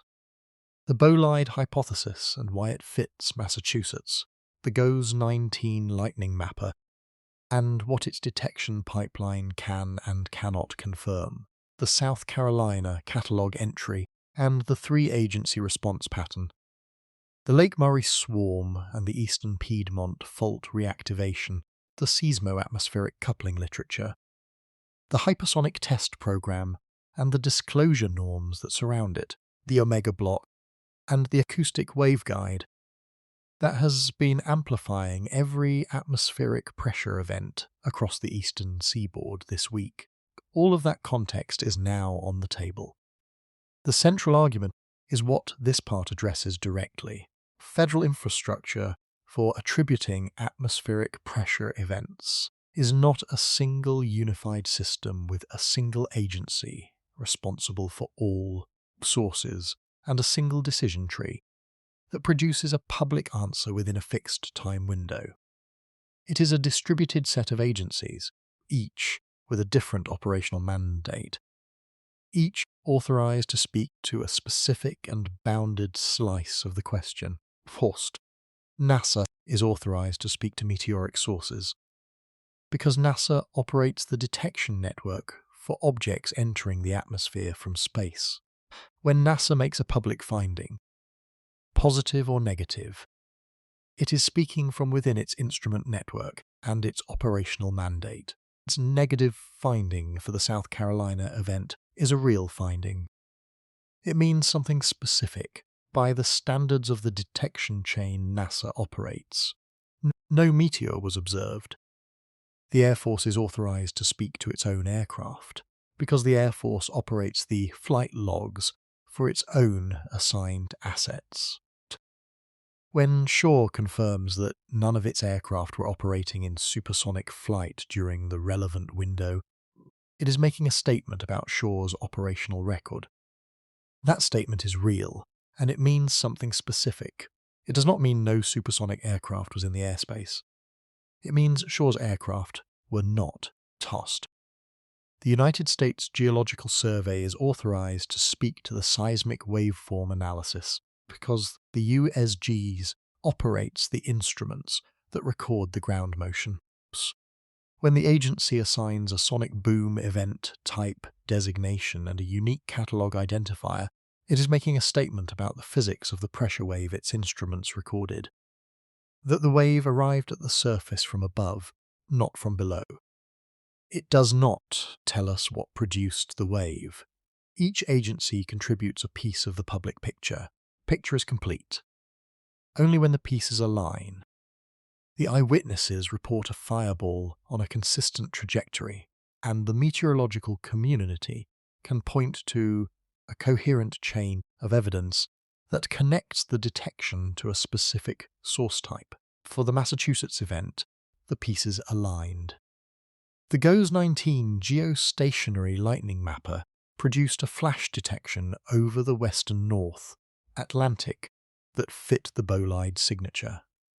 The detection passed through the 4-stage processing pipeline, the regional meteorological community, led by Eric Fisher at WBZ and confirmed within the hour by Nick Stewart and others, read the satellite, put, and converged on a confident attribution. The American Meteor Society's Fireball reporting queue began collecting corroborating eyewitness submissions. The pieces pointed in the same direction, and the attribution followed in 90 minutes, because the evidence was sufficient to support it. For the South Carolina event, the pieces did not align. NASA produced a negative finding, no flash, no satellite detection, no meteoric source identified. Shaw produced a negative finding for its own assets. McIntyre did not speak. The USGs logged the event type and left the source blank, because the source is what the catalogue records when the evidence establishes it, and the evidence has not established it. The system will not manufacture an attribution to satisfy a public expectation. Catalogue entry stays open, because that is what an honest record does when the evidence is incomplete. The asymmetry of attribution between the two events is, in the most defensible reading, a direct reflection of the asymmetry of evidence. One event produced satellite evidence. The other did not. Attribution speed scales with evidence quality. The system is performing as it is designed to perform. Now, the two events share several surface features that make it easy to read them as connected, 48 hours apart. They are along the same 800 miles of coastline. They carry the same event type designation in the federal catalogue. They propagated through the same Omega block waveguide. They generated similar public responses. Police dispatches, social media spikes, national news coverage within hours of each event. These surface similarities are real. They are documented. They are the reason the public conversation linked the two events within hours of the Boston boom being reported. But surface similarity is not causal connection. The two catalogue entries are formally independent. No federal agency has publicly characterized the events as related. The temporal clustering, two large atmospheric pressure events on the same coast, 48 hours, is notable. It is also consistent with coincidence of the kind that the base rate of unusual atmospheric events occasionally produces. Unusual events cluster in time more often than intuition expects, because the base rate of unusual events is higher than most people assume, and because the reporting infrastructure now catches events that would have gone unrecorded 20 years ago. The dominant popular misreading of this case is worth addressing directly and fairly, because it is an inference that a reasonable person could draw from the publicly available information, and it deserves a direct response rather than a dismissal. The inference goes like this. McIntyre is the closest installation to the South Carolina catalogue point. McIntyre did not speak while NASA and Shaw chose to speak. McIntyre's silence, against the backdrop of two other agencies making specific public denials, is itself a signal. Two events are connected by a single undisclosed source, most likely a hypersonic test, and the disclosure pattern is evidence of a coordinated decision to neither confirm nor deny. The inference is coherent. It is built from real observations, posed. It is also not supported by the available evidence in the way the inference requires.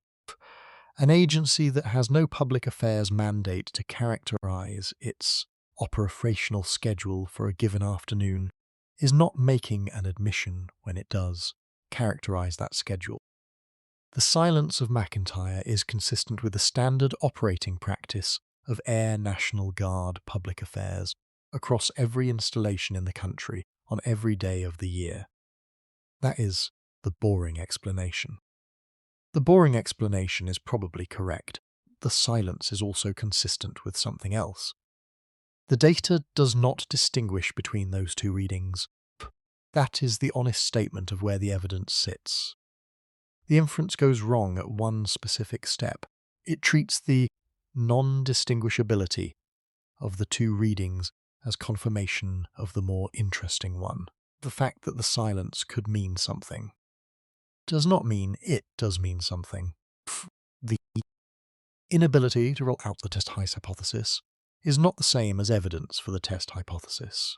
That step, from consistent with to evidence of, is where the argument breaks down. The rest of this video is about what the evidence actually establishes, what it leaves genuinely open, and what the public record will eventually tell us when it tells us anything more. Skeptical reading of this case.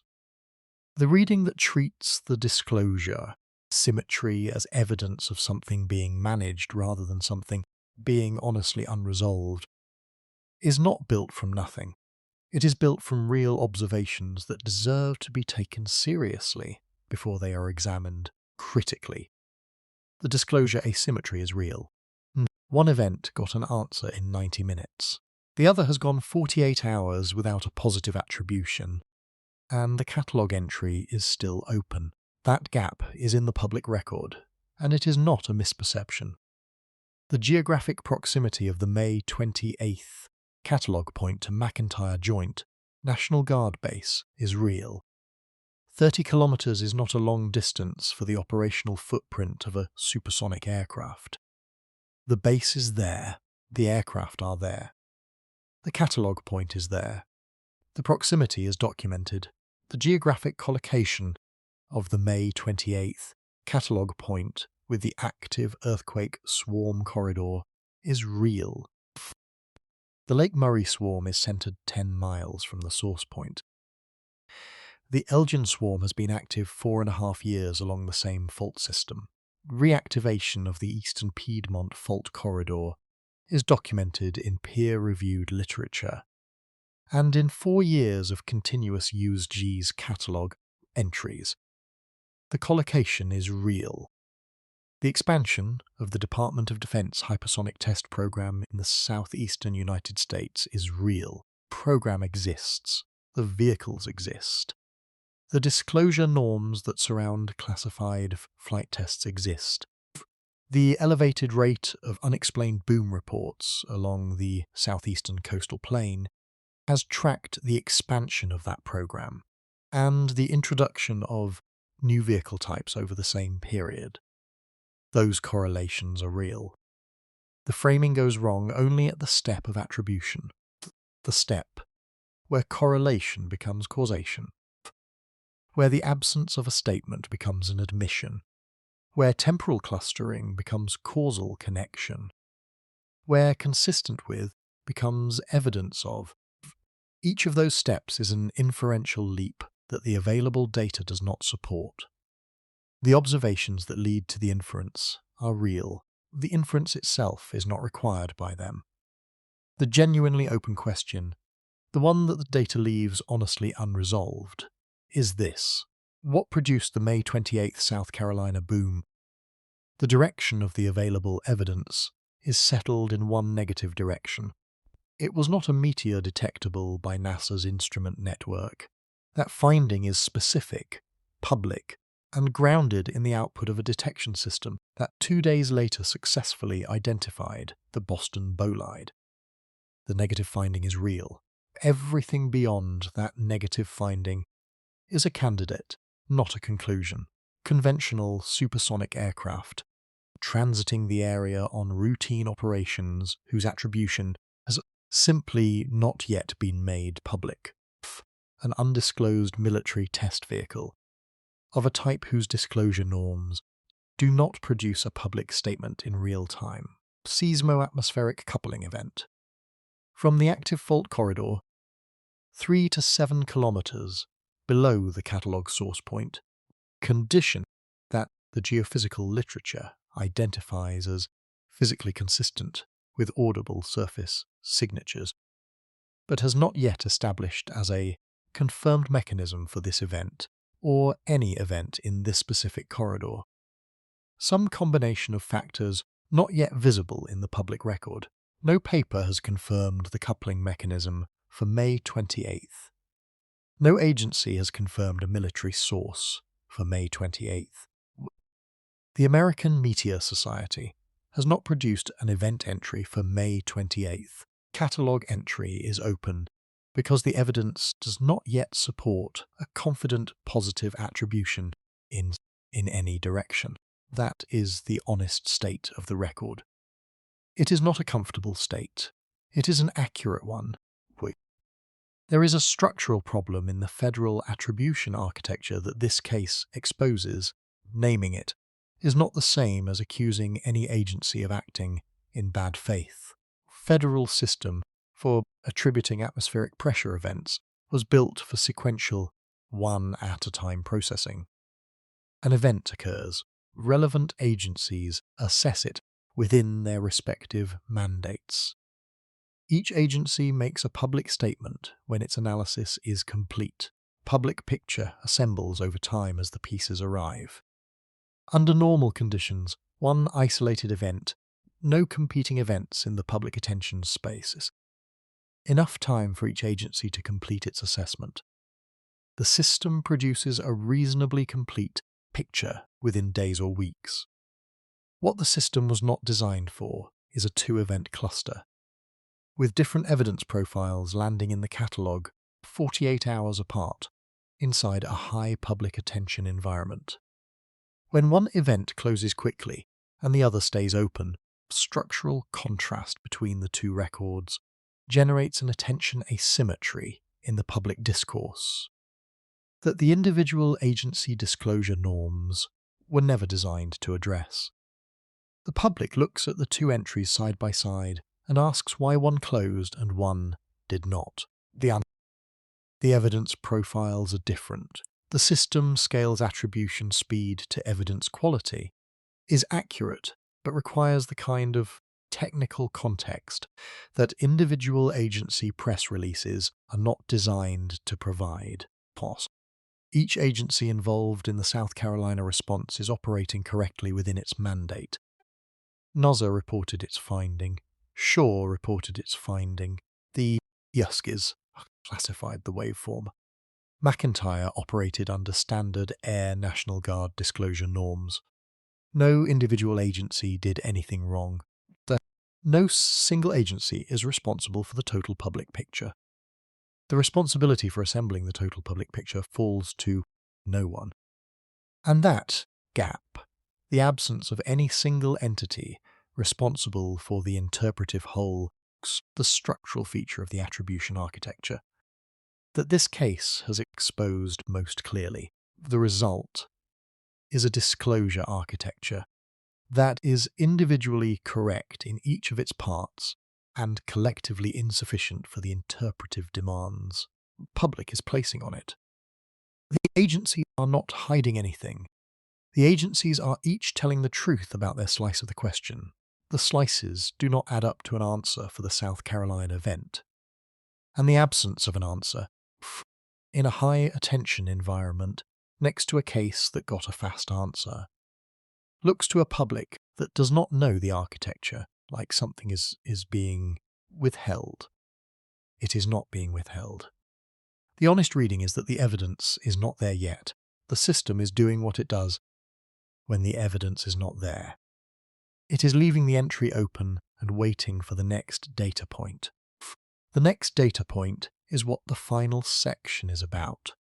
Here is what you now know that the person who saw the headline and moved on does not.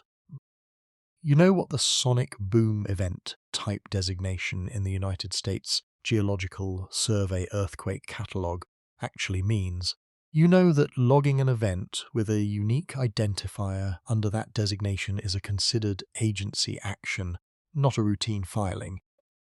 that the overwhelming majority of public boom reports never produce a catalogue entry post, and that the decision to assign one to the May 28th event reflects a specific judgment by the agency about significance, analytical clarity, the certainty of its non-earthquake determination. You know that the event type names the physics and not the source, and that the catalogue entry US 7000 SP6M describes what arrived at the surface without telling us what sent it. You know what GOES 19 is, and what the geostationary lightning mapper is, and what it detected over the western North Atlantic east of Massachusetts this afternoon. You know the 4-stage processing pipeline the detection passed through before it was flagged for human analyst review. You know the documented prior capability of the instrument, the Lake Erie Bolide analysis, from the Cooperative Institute for Meteorological Satellite Studies at the University of Wisconsin-Madison, published in the public record, that gave the regional meteorological community the confidence to reach a public attribution in 90 minutes. And you know that the same instrument, running the same pipeline, produced nothing for South Carolina 2 days earlier, and that the absence is itself a finding post. You know the operational mandate of each of the 3 agencies that engaged publicly with the South Carolina event. You know what NASA is authorized to speak to, and what its negative finding means in technical terms. You know what Shaw's negative finding covers, and what it does not cover. You know the Air National Guard disclosure norms that govern McIntyre's public affairs practice, and why the silence is consistent with standard operating procedure, without being confirmation of anything in either direction. You know that the catalogue point for May 28th sits above the active Lake Murray earthquake swarm, that the Elgin swarm has been running for 4.5 years, along the same eastern Piedmont fault corridor, and that the rate of seismicity in the South Carolinian Midlands is, by the ESCS's own assessment, the highest in the historical instrumental record for the region. You know the seismo-atmospheric coupling hypothesis, what the mechanism is, what physical conditions maximize it, where the active fault corridor matches those conditions, and you know that the mechanism is real peer-reviewed literature that is not established, mainstream geophysics, and that the USGS has not invoked for this event. You know the Department of Defense hypersonic test program, vehicles it is flying, and the disclosure norms that mean a classified test would produce a federal record that looks exactly like the one we have. NASA negative, Shaw negative, McIntyre silent, USGS entry open. You know that consistent with is not the same as evidence of. You know where the inference goes wrong. You know the omega block configuration, the thermal inversion, and the acoustic waveguide that has been carrying atmospheric pressure events across the eastern seaboard at 100-mile felt footprints this week, Pust.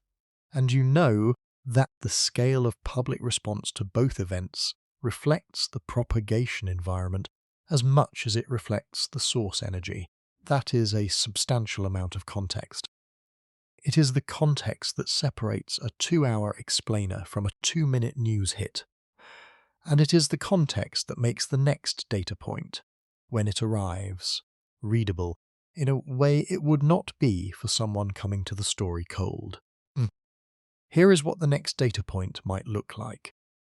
The first trajectory is a confirmed attribution for May 28th, public statement from the Department of Defense, addressing whether any military or test aircraft was operating in the airspace over central South Carolina on the afternoon of May 28th, 2026, or a statement from the United States Geological Survey updating its assessment of the event based on additional waveform analysis or new information from another agency.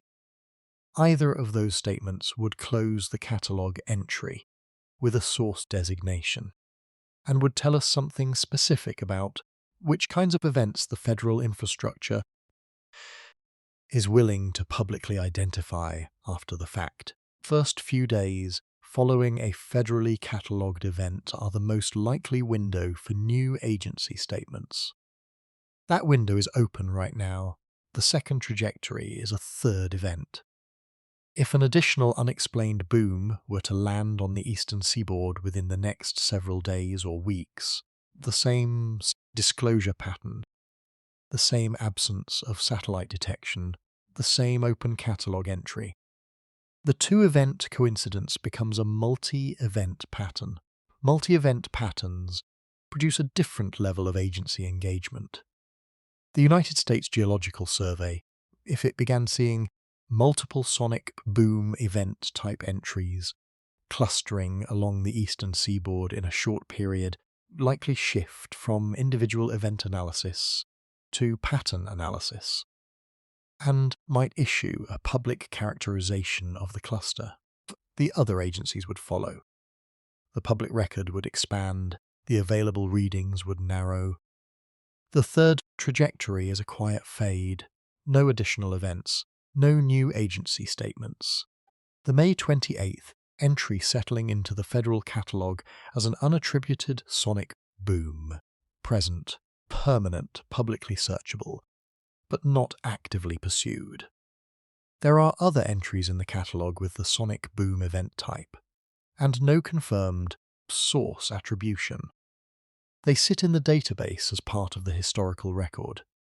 If the May 28th event follows that trajectory, will over time become one more open entry in a record that is honest about what it does not know, available for future analysis, whenever new information or new analytical tools make that analysis possible. I do not have a confident prediction about which of these three trajectories the current case will follow. The evidence does not favour one over the others in any clear way. What I will say is that the monitoring infrastructure watching the sky above the eastern seaboard right now is the most capable it has ever been at any point in human history.